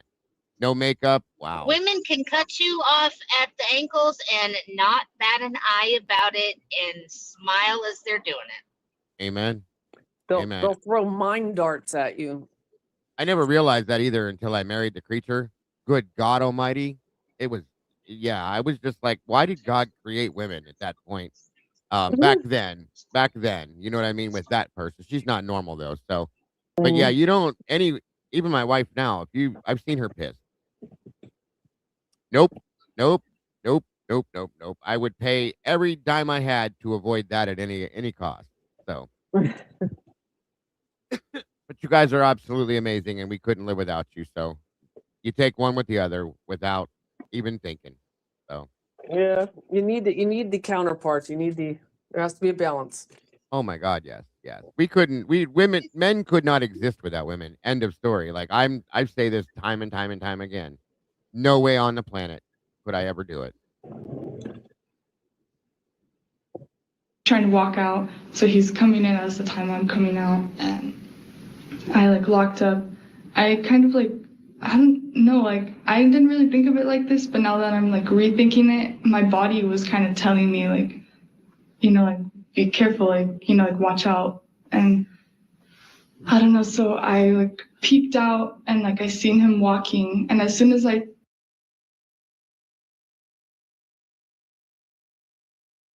be careful, like, you know, like watch out, and like, building windows unless you know like you're looking for something. And it was so weird, like I made direct eye contact with him, and I don't know, like it just made my like heart kind of drop, like for some weird reason. It just felt very weird. And then like I seen him walking up, and you know, I'm like trying to walk out, so he's coming in as the time I'm coming out, and I like locked up. Oh my God, weird does not mean wrong. Like I didn't. Why is it taking her so much to explain this either? Like I seen him, and then I was kind of like, and I was walking, and then I turned, and then I stopped, and then my foot moved, and then I was seeing, and then I was just spit it. I am not reading her report. No, my God, spit it out. It's almost like wrong. That weird doesn't mean that it's wrong. Yeah, exactly. That's true, but Jesus Christ, yeah, it does sound like she's friends with Dylan. I get it, G. Same damn shit. And there was just one time at band camp. I mean, even that would be easier explained. Good God. Yeah, yes, and then she did the hokey pokey and turned herself around. Thank you. Yeah, and that's There you God, go. could you imagine some of these younger kids who talk like this trying to do how much wood could a woodchuck chuck? No, they'd probably seizure or something, you know. Did you ever see that video, the video meme I call it, where the kid's like, and there was the Anna, and I was in the thing, and you ever see it? That one, that's what it reminds me of. It reminds you of like a 5-year-old trying to tell you a story. You know what I mean? Yeah, And exactly. and then I walked across the street and yeah, exactly what it reminds me of. And like the guy from Off the Space, and there were these squirrels, and they were married. Like, yes. Yes. They're just going off on a bunny trail. It makes me wonder if she's trying to make her story sound more negative because of the way she's doing that. You know what I'm saying? I mean, if this is what happens when you go to college, I don't want any of my grandkids going to college or nothing, because this sounds like it makes them stupider. Yeah, we got to do more than academically prepare our kids for college. We have to prepare them in a whole different way life. now. Yes. Mm-hmm. Really think of it like this, but now that I'm like rethinking it, my body was kind of telling me like, you know, like be careful, like, you know, like watch out. And I don't know, so I like peeked out and like I seen him walking, and as soon as I saw him Okay, I know I'm stopping this a lot, but that statement in itself, her body was telling her to watch out and be careful. What? What did your brain tell you? That's what I would think. Not, did your elbow tell you you better be careful, or your knee? Or was it your stomach? Or maybe your hip? What Your the hell big does that toe. even mean? Like, what were your symptoms? I mean, I know that I'm probably overreacting to some of the statements she's making, and I don't care. This is just ridiculous. Oh, she's an empath? No, the fuck she's not. turned this way, I ran into the bathroom and I hid in there for like a couple minutes until like, you know, like felt like, okay, you can leave now. And just I never even thought about it like twice until like all of the allegations came out, and you There know, you go. we thought There it. you go. Bingo. Bullseye. That's There it is. She admits it to herself and the world. Right there, guys. Listen There to it that is. one more time. You know, like felt like, okay, you can leave now. And just I never even thought about it like twice until like all of the allegations came out, and you know, and then I rethought it, and that's my. There it is. There it Oh, is. and then she had to rethink it, so she had to make it better. Uh-huh. Oh, 'Cause and that's see, again, what I would have thought. She had to make And- correlations to fit. that and whatever Professor Pedicure told her too. Yes. My body telling me something's wrong, you know, and I was just, you know, trying to see the better in him, but I don't know, even conversations I've had with like the chair and the administrator and the graduate program coordinator, they all seemed very sketched out by his behavior, you know, like that's not kind of a normal way to react, a normal way to think. Like it was just kind of in his mindset, because even with the other problems that he had with the other graduate students, like he was very homophobic. I don't know if Wait a minute. you've heard the stories about it, but That's what she's the assistant How does she know professor that? said, too. How does she know that? That's That- what the assistant professor said. Bingo. This is going to be Yeah. hearsay. This is going to be a hearsay statement. Promise you. And not Somebody only else. that, Somebody else told her this. I fucking guarantee it. and not only that, she talked about having conversations with the chair, and wasn't this like this assistant director like integrated into like the chair into the directors or whatever the heck was going on? I think there was. She a mentioned something connection. about that. Yeah, she mentioned something about that. Yep, I fully agree with that. Yes, They were was having just- little mini meetings about it. and they created they were stalking Bryan is what they were doing. Okay, they Mhm. created the Bryan thing, the tally or whatever the hell they're calling it. This is disgusting, you guys. Yeah, This goes beyond disgusting. and they're trying to figure out ways to get him out of there. They Yep. wanted to fire him. They wanted to fire him and also extricate him. This is absolutely nuts. LGBTQ community, you know, and we all have ally stickers on the doors. And he complained about that. He complained about the little stickers all over the doors, and he actually like took it out on because she's, you know, gay, and so she ended up putting all the pride stickers all over her door, and it turned into like this huge argument, you know. But it was kind of him just like degrading females, degrading like other cultures, like he's a male, he's white, like he's superior kind of like mentality. There it And is so- again. There goes that ideology, Bingo. that same verbiage, the same stuff that assistant professor was spewing. He's The male, same he's thing. white, he's superior kind of mentality. That is exactly word for word what Pedicure said. Like, and then I would have to ask her, well, okay, wait a minute, pause. What do you mean, discriminating against women and all? Can you elaborate what type of things were being said about women in general that brought you to that conclusion? Yeah, this Because, girl like- has, yes. Hold on. In order to be anti-LGBTQ, you have to be against everybody, not just gay women. Like, what? Yeah, you'd have to be against gay men and all sorts of other things too. Yeah. Yeah, I Right. fully believe that too. She was spoon-fed this, without a doubt. That's ideology verbiage. That's ideology conversation is what that is. That's exactly what that is. Ignorantology. Yeah. It's And if- in other words, right. it's created narrative. It's a created thought process and belief system that is already, already has all these other components as we know. And that was absolutely spoon-fed and she took it. So she obviously Yes. believes it.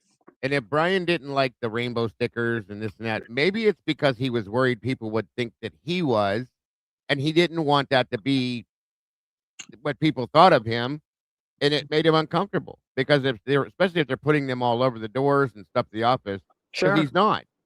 That doesn't mean he's a homophobe. Maybe it's because if they have those pride stickers all over the doors of the university, that might be a little frowned upon by the university, not him. Yeah. Yes, and he's actually a very by the book person. Yeah, exactly. Like, Okay. if he asks questions, he wants to do things by the book. You're absolutely right. Bingo. Yep. So that absolutely could actually be the answer. And then this idiot, because they knew that he was against doing that, went ahead and put him all over the place just to provoke him. Just to provoke him. That's so childish. That's exactly what they did. They were instigating him Yes. to lash out at them so he could get in trouble. And then Absolutely. And blame him for his reaction. That's what they wanted to do. Yes. Wow. Unreal. Ignorance at its I finest. don't know, like it was issues that they tried to talk to him, but they couldn't really fix because it was in his mindset kind of thing, And so, She doesn't even understand, I bet you, what she just said. That, to me, sounds like what she just said was definitely fed to her. Issues that they couldn't talk to him about because it was in his mindset. Somebody told her that. You don't know that. Absolutely. I don't know, but I also had times where my boss Well, would unless you're in his mind, she would drive me you don't know home. what his mindset is. That's my point. And this could be something, too. I'll be honest with you. Tara's right. He has OCD. Maybe he doesn't want stickers all over the door in different ways that aren't straight There you up and go. down. There you go. Like me, I'm the same way. Okay. Everything has to be lined up a certain type of way for me. Everything has to be symmetrical. No, that could be another point too, Tara. That's a very good point. We probably capitalized on his triggers. They absolutely did. Use it against him, weaponize them. Right, and that's another point too. It's only what they want, only their opinions, only their feelings, and only their thoughts. Fuck him. He doesn't count. Because you're being led by this feminist, nothing wrong with that, man-hating, like jealous, in my opinion, Professor Pedicure. That's where most of this is probably coming from. She probably leads the department with complaints about anything and everything, in my opinion. Mm-hmm. Yeah, don't take my comment as being negative. When I say the feminist thing, it's just one of her points. Like I said, it doesn't mean it's a negative thing. She takes it to a level that she shouldn't, though. You know what I mean? Well, we all know her star level doesn't matter. Yeah, right. What's up, Mikey? Welcome, Panda. Good to see you. Mackenzie, welcome to you as well. D. Smith, great to see you today. Miss Donna, welcome. Miss Tara, welcome. Mackenzie, I just said hi. True Seeker, anybody I've missed, I will try to catch up. Triple B's in the house. Good to see you. Melmakian, welcome to you. Italians do it better, welcome. All you guys, thank you for joining us. Yeah, when you say because you're white and male, I mean, it's honest. Yeah, I agree with Jesse. Clearly is what they're doing. Very much what they're doing. It's well known. To ride the bus and walk by myself. Like every time she was there, she would walk with me outside and make sure like I got into the elevator safely. If I drove, like it was just all these precautions that seemed a little weird, like it's just something that shouldn't really have to take place, but they were all to avoid him, So that just kind of didn't sit right with me. And then I don't know, like we also had the situation where I went home one day and the neighbor was like coming out. And so she was like, hey, I don't know if you've noticed, but last night, normally we leave like our kitchen light on, but last night it was off. And so I normally look in the window and I see my reflection. So like I seen something out there and I thought it was just me until it started moving. And so she was like, I think like someone's like walking out back there, like trying to get in, like please make sure you lock all of your doors. And like I didn't really think anything of it. I was just like, okay, yeah, like we'll make sure to lock all of our doors, until later out his address got out and he lives like kind of right by me. So I don't know if like, he may have, like I don't know if it was him, but the fact that he was so close kind of you're insinuating that it was him, and that's just as wrong. In that kind of way. I don't know if that's just helpful information, because I'm not sure if it was him, like we never seen a face or anything, but it's not better said than not said, Sure. Everything's helpful. Yeah. So if you think it's small, it doesn't matter to us. We want to hear it. Yeah. God, it could have been a fucking dog. And then after that, the department said that he was fired after winter break. And so that was kind of it. But my last day of the semester, I actually had like a little coffee. I wouldn't call it a date because, it's with the professor. But he just asked me, he's like, like you're such a nice student. Like, I love having you working here, like always seeing your bright smile, like always fills the office with like good energy. Like, like I want to take you and buy you a coffee for your last day, and we can have like a little talk. Because Bryan was his TA. And so he took me for coffee at the Cub. We just got some Starbucks and we were talking, and he brought up like that they were having this last very bad meeting about Bryan, and he apologized to me for like the way that he was also treating me, and like he said that was not okay and like all this stuff. And then he said that like the things with him didn't look very good right now, like the meeting is going very bad. So it kind of Hold on a minute.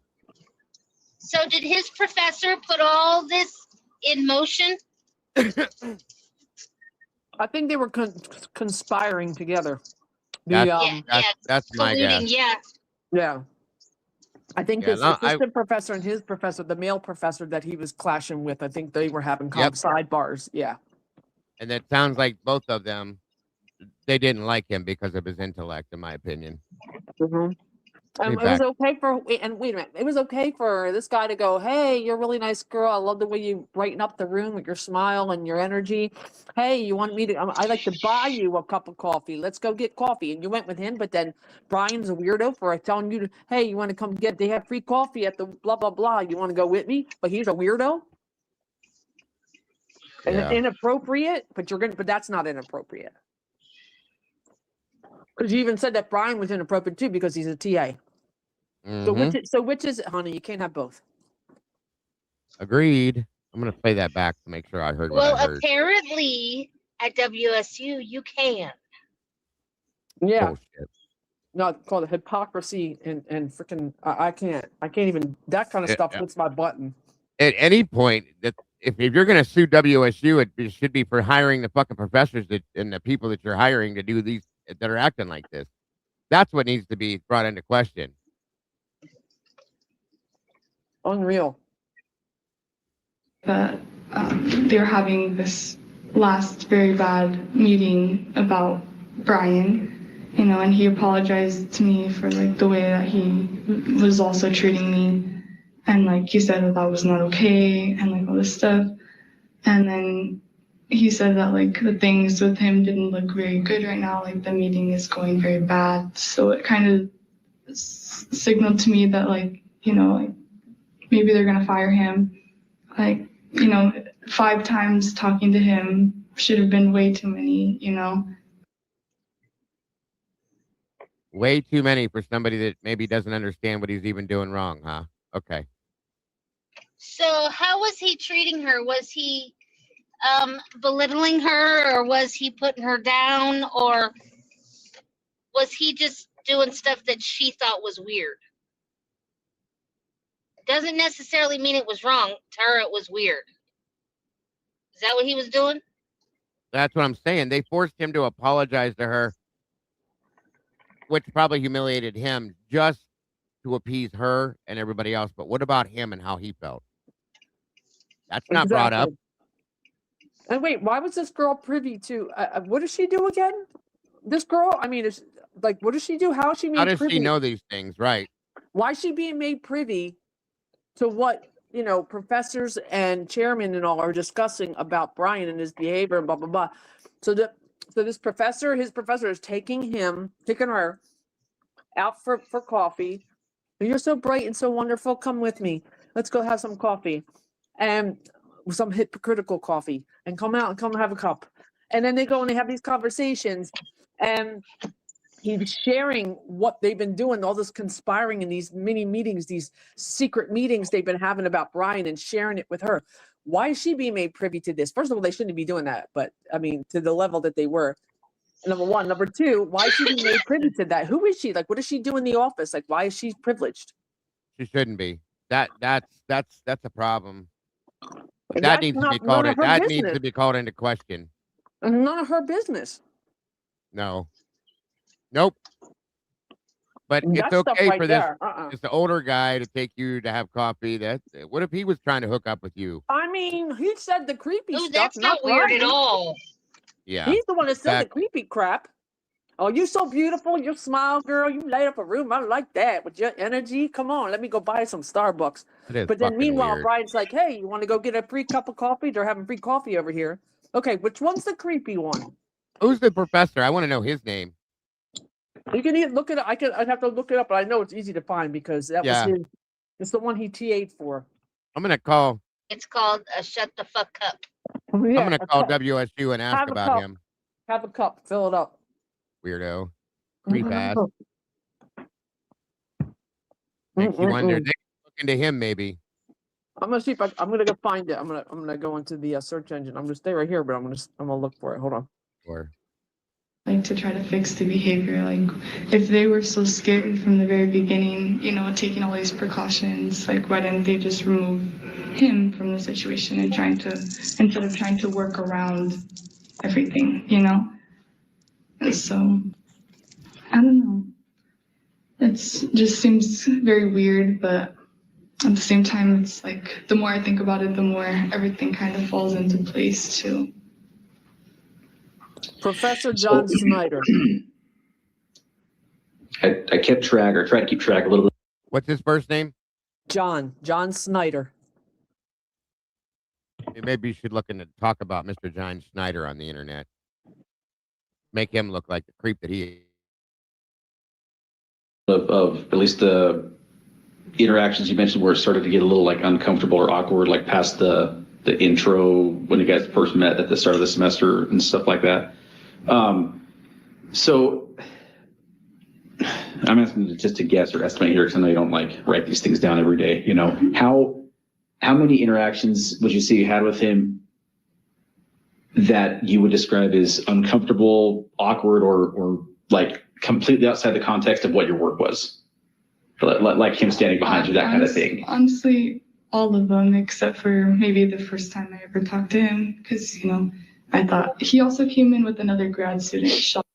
Okay. And so like they were both Bullshit, bullshit, bullshit, bullshit, bullshit. She's lying. That absolutely lying. I do not believe that. there, and so it didn't seem as weird talking to him because they were both just introducing themselves, and that was kind of it. But after that, that's when it started getting weird, and I can't even count how many interactions I had with him. Like I seen him almost every single day, and I was with him 40 days after all of this happened, when he was still at work and everything. And it got to a point where he would try to avoid the office, and I think it's because like made it very clear that like he was acting inappropriately, and that like they didn't want him in there if he didn't need to be. So he definitely tried. Is uncomfortable, awkward, or like completely outside the context of what your work was. Like him standing behind you, that kind of thing. Honestly, all of them except for maybe the first time I ever talked to him, because I thought he also came in with another grad student, Chapin.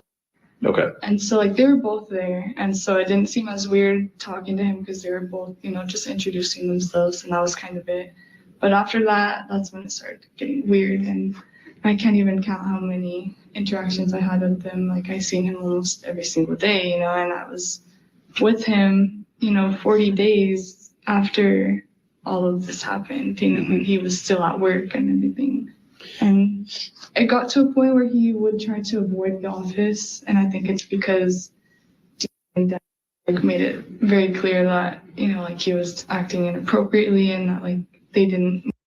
No, you dumbass. He avoided the office because he was probably petrified that if he would come anywhere near it, you idiots would start making more complaints against him. That is exactly why he avoided it. Because Yeah, exactly my point. wow. They weren't exactly the welcoming committee. Let's be real here.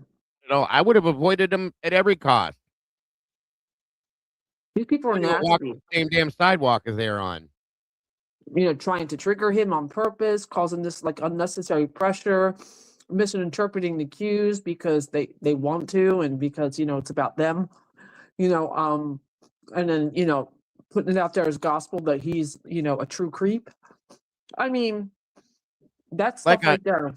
Yeah, right. And like I said before, if Bryan Kohberger was going to attack somebody, you guys, okay, if he was the person that they've made him out to be in the world, these would be the people I would imagine he would go after because of all of what they were doing to him. This would be triggering, I would feel, to send somebody into, to wanting to do what they're claiming that he did. And he didn't. Okay. He decided to go to another state and do it. Bullshit. Exactly. Like let's go all the way to the other side of the country. Let's so go I to can get my PhD and become a mass killer. Yeah, okay, that's everybody's that's everybody's aspiration, isn't it? Come on. Right. Come on. Fucking bullshit. Want him in there if he didn't need to be. So he definitely tried to stay clear of the office, but then, when I would come and encounter him, he would like trap me, like he would block me, so I couldn't really move anywhere. Like I was kind of just forced to like stand there and talk to him until I could be like, oh yeah, okay, gotta go. So it's not as rude. It doesn't seem like I'm trying to be rude to him, but just, try to avoid it at all costs. You know what? Wait a minute. I mean, in my head, I never really. I think this is the one that the professor was referring to, because she's like, students are, and I think she put it in plural, was probably just this one person who perceived it this way. Students are talking about being cornered by him. And I think this is the one. I think she is the one she's talking about. I agree. I think this, I don't think it was in multiples. I think it was just maybe this one person that, was saying this, or maybe they came up with it, who knows? But I think it's who she's talking about. And I think that's why their conversations, their testimonials match, because they were talking to each other. And look at the favoritism, right? Because he took her out, his teacher took her out and is letting her in on all of the conversations they're having about him. She's a part of it. Absolutely. She's a part of it. I do fully agree with you. This is so sickening to me. About like anything more of it, I just thought he was trying to flirt with me or something, I don't really know, but even that made me uncomfortable. Sure. So I would honestly say all of them. And if I had to guesstimate how many times I actually interacted with him, I would probably say like 30. Okay. Like quite a bit. Yeah. And so just so as I'm sure you know, like things like this kind of live and die on details, and I preface everything with, I'm not asking to be exact, and I know your memory is not like going to be 100%, right? But you would typically see him, you said almost daily. Yeah. And that was, just so I have a right time frame here, the semester started about, is that the end of August? Okay. So from then you saw him almost daily until when did it kind of start dropping off? Until winter break, right before I left. Until winter break. Yeah. Okay. And was this, and the reason these interactions would occur, the reason you guys would see each other is mostly due to you guys both working for the university? Well, that's the reason we would be there. Or the subterfuge, I guess you could say. Yeah, but it was more of him like trying to It shifted. like pursue a conversation with me. Like the conversations weren't really necessary either. It was just the fact that he wanted to talk to me, kind of. Okay. Get over yourself. And when you say, I was curious about when you were in the hall, I think it was when you were taking out the recycling and he kind of cornered you. When you say that, I just want to make sure you mean like he physically cornered you, like stood in a way that you couldn't really get by him without like having to like run into him or something. Exactly. So it's not like I could have just like walked away. Sure. Like I felt like I was kind of forced to talk to him. And that's why I tried to be very like calm, like doesn't need to be this huge conversation, like you want to talk to me, ask how I am, like I'm good, okay, that's it. Now I'm gonna go back to what I was doing, kind of thing. I don't know, Boy, this girl thinks real highly of herself, doesn't she? And I'm sorry, but no. I don't think she's all that at all. I mean, she looks like a 12-year-old. So I think she's overrating what he thinks of her, to be honest with you. This is just my opinion. He never expressed that he was interested in her. He was Never. interested romantically. No, he didn't try to. He didn't say, hey, do you want to go on a date? You want to go home with me? Any of that kind of shit. You know what I mean? He just said, you want to go get some free coffee? I mean, and if they're going to if they're going to base that upon him wanting to be, being interested in her romantically, then they would have to also assume the same thing with his professor. I fully agree. So, I mean, can we really assume that? No, we cannot.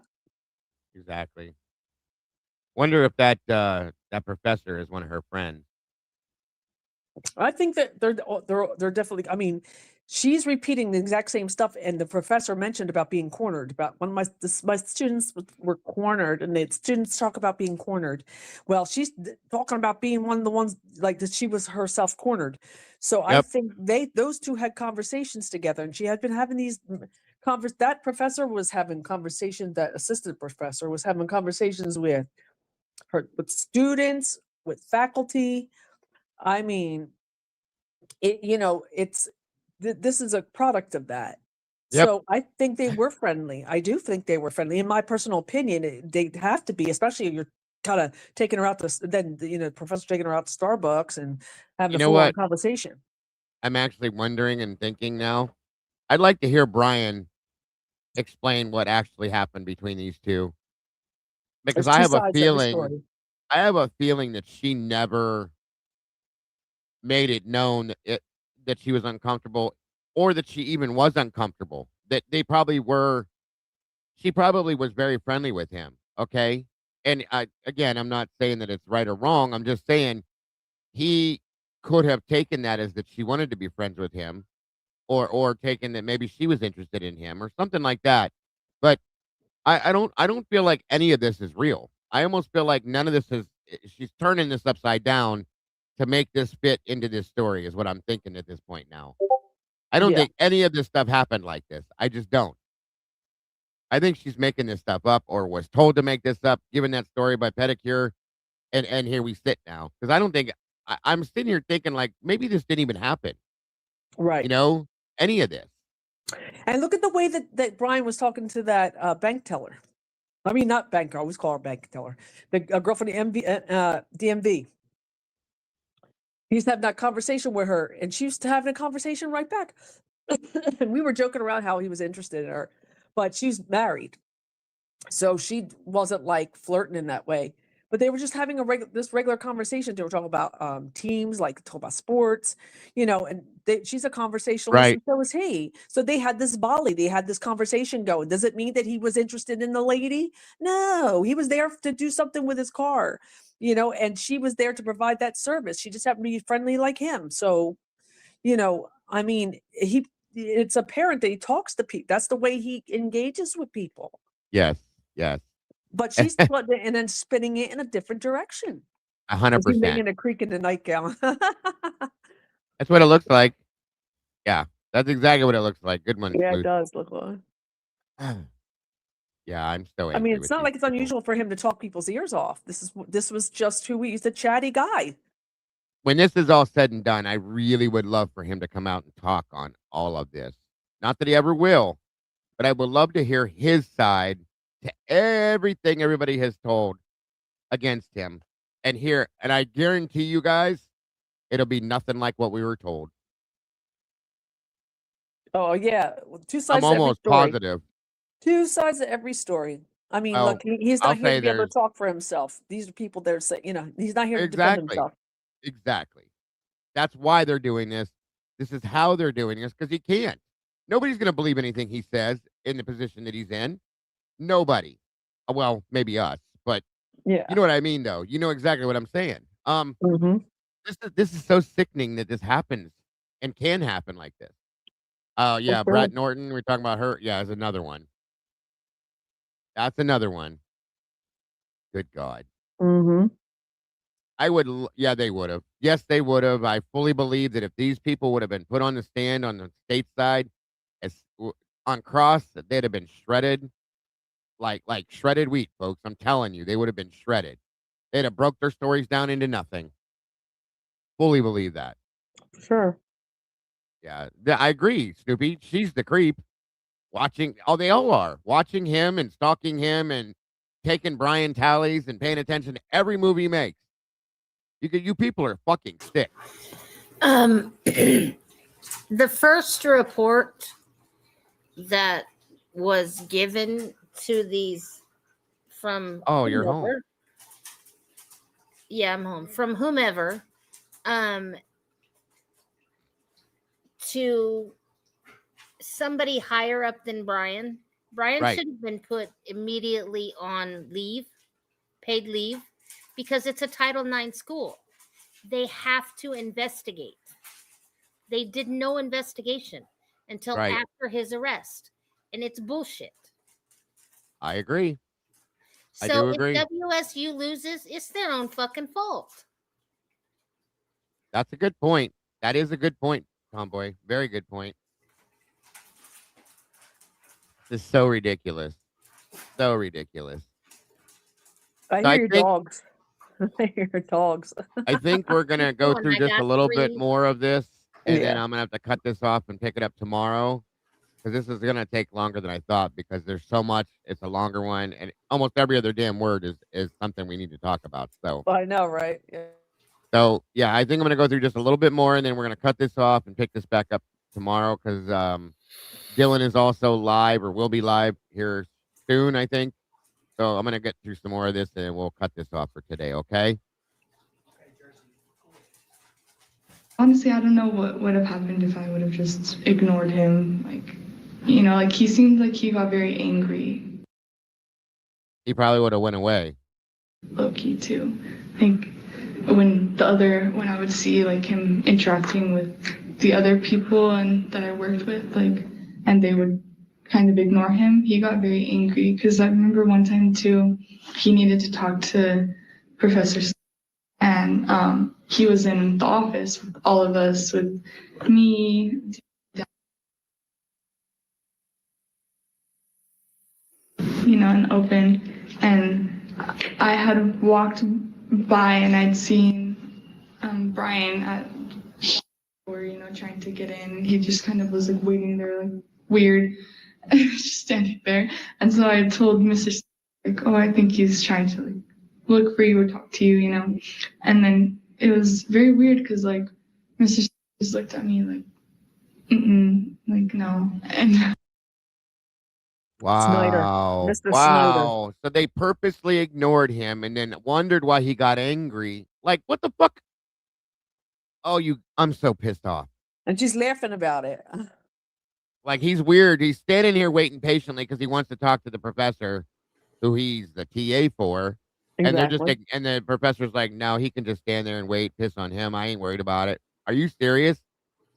So in all actuality, Title IX implies the same thing for females and or males. If you're being harassed and everything by students, professors, anybody, whether you're male or female, you still have to be investigated. And yeah, if these people are bragging that they ignored him, even the professor did, no. That really needs to be called into question. This is like I said earlier, if WSU is going to be looked into, it needs to be for this shit. It honestly and truly does. I don't care what your personal issue is with Bryan Kohberger. At that point in time, he's a student of yours for one, and he's your TA. You don't just ignore him or this is fucking insane, you guys. Absolutely insane. I agree. That's really, really mean spirited. I'm sorry. How could you do that and like, and just be okay with yourself? Like, how could you be okay with that? I would feel bad. I'd be like, hold on one moment. Yes, Bryan. Can we, okay, because that's something we could discuss later. Okay, yeah. Give me, you know what?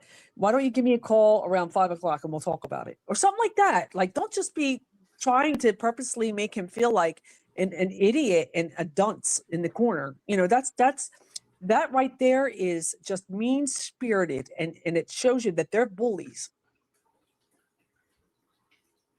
I think these people were intimidated by his intelligence.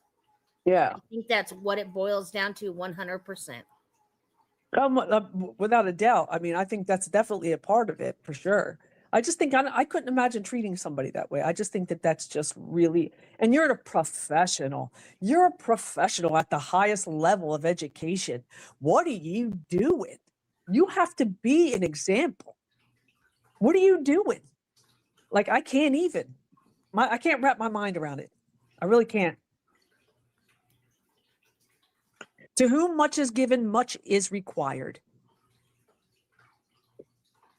There's no excuse for it. Well, can we just say, when you walk in the door, bitches live by the golden rule. Treat me with respect. I'm going to treat you with respect. That's if it. You like shit, I'm going to treat you like shit. That's the way it goes. Just like, You learn that at a very young age, but none of these people obviously know that. But they're not, there are certain things that these people are held to a different standard as well. And they need to be embodying, a certain type of respect and what they would expect of their students. They have to embody that. You can't just expect that. You have to demonstrate it. And I feel like, these people, the rules don't apply to them. I agree. And it's very apparent. It's very, very apparent. It feels like high school. Come on, everybody, let's get in our little groups, Yeah, our little it's pathetic. cliques.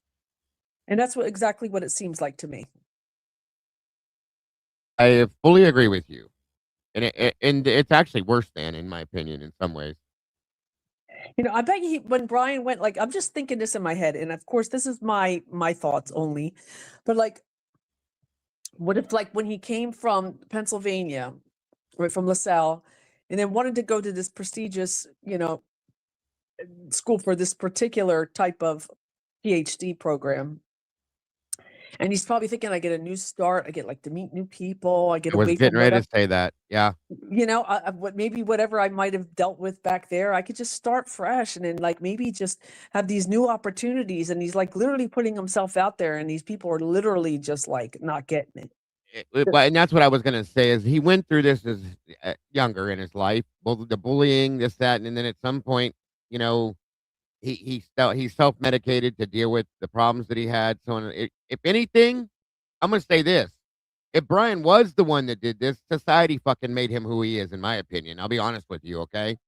I don't believe he did this. I'm just saying, if it ended up being that's what it was, it was based on what society did to him and treated him like, in my opinion, because he left that life that he struggled through up, for however many years, came here, like you said, this is a new start for me. This is a new place, a new life in some senses.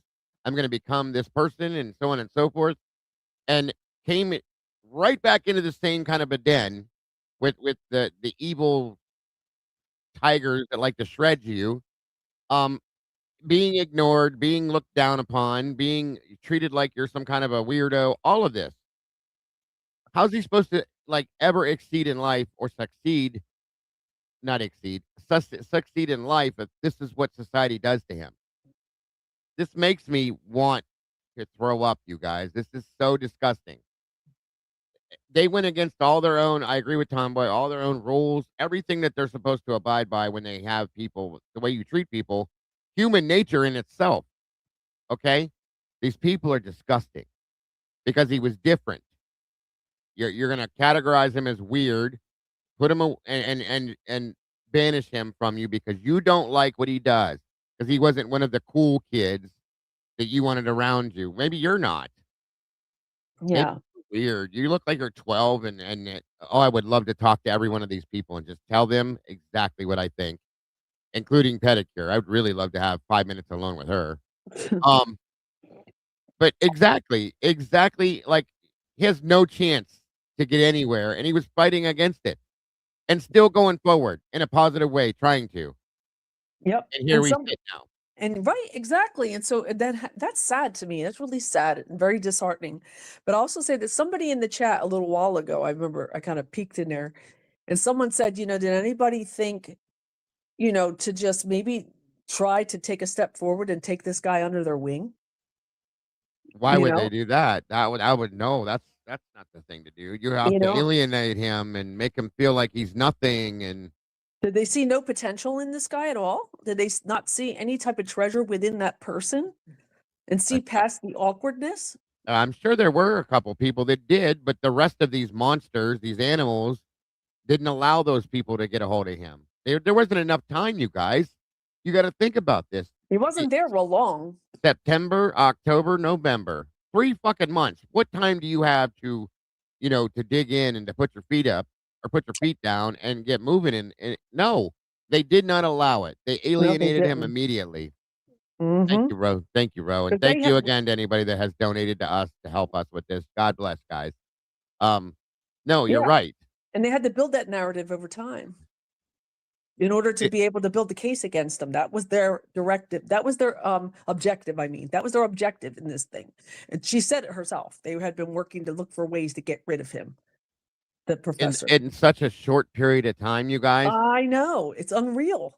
They didn't give him, everything was him. It was his fault. 5 times they had to talk to him to tell him this is wrong, that is wrong. You're doing this, you're doing that. Did they ever look at the other people that were complaining and say, maybe it's you? Oh, no, they couldn't do that because the people that were supporting them were in the same group. Yeah. Yep. This is fucking ignorant.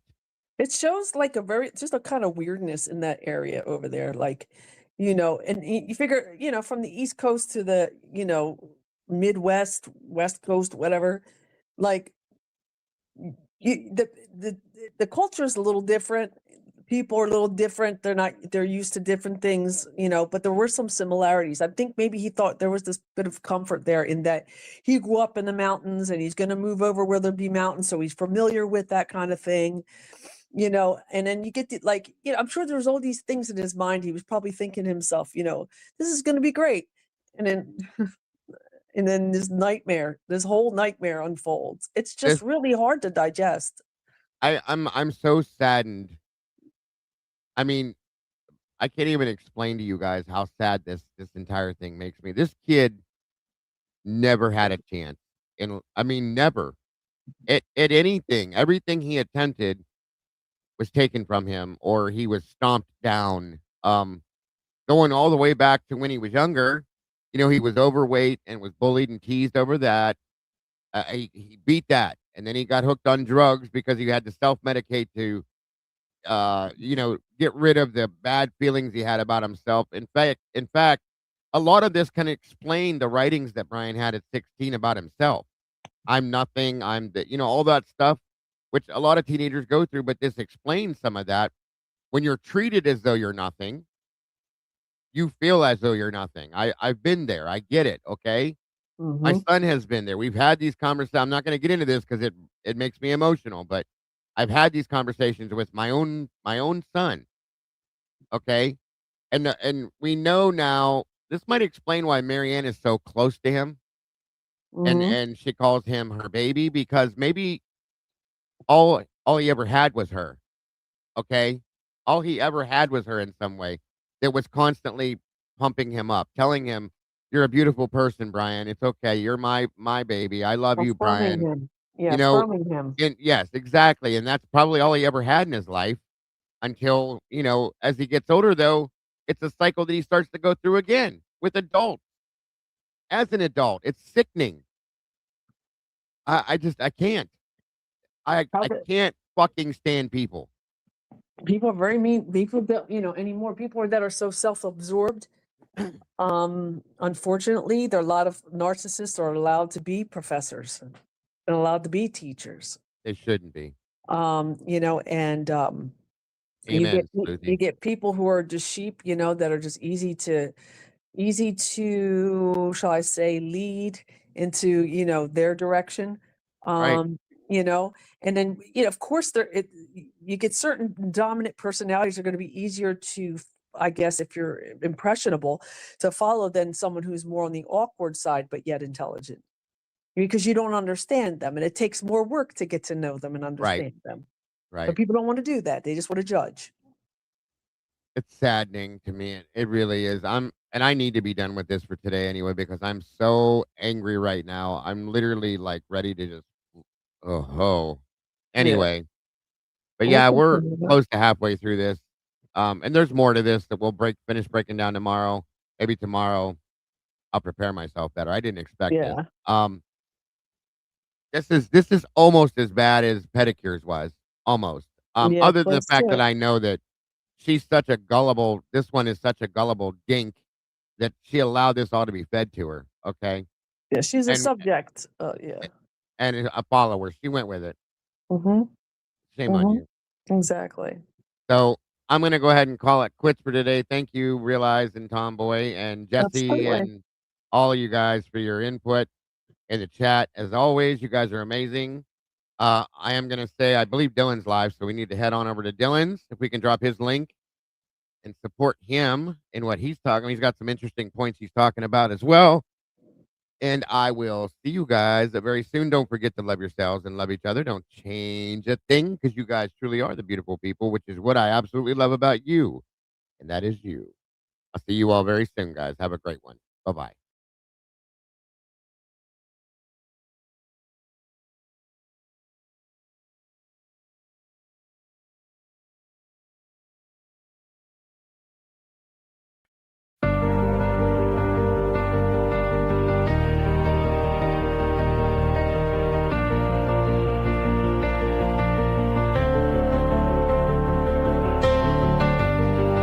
The coffee's cold, the final stain.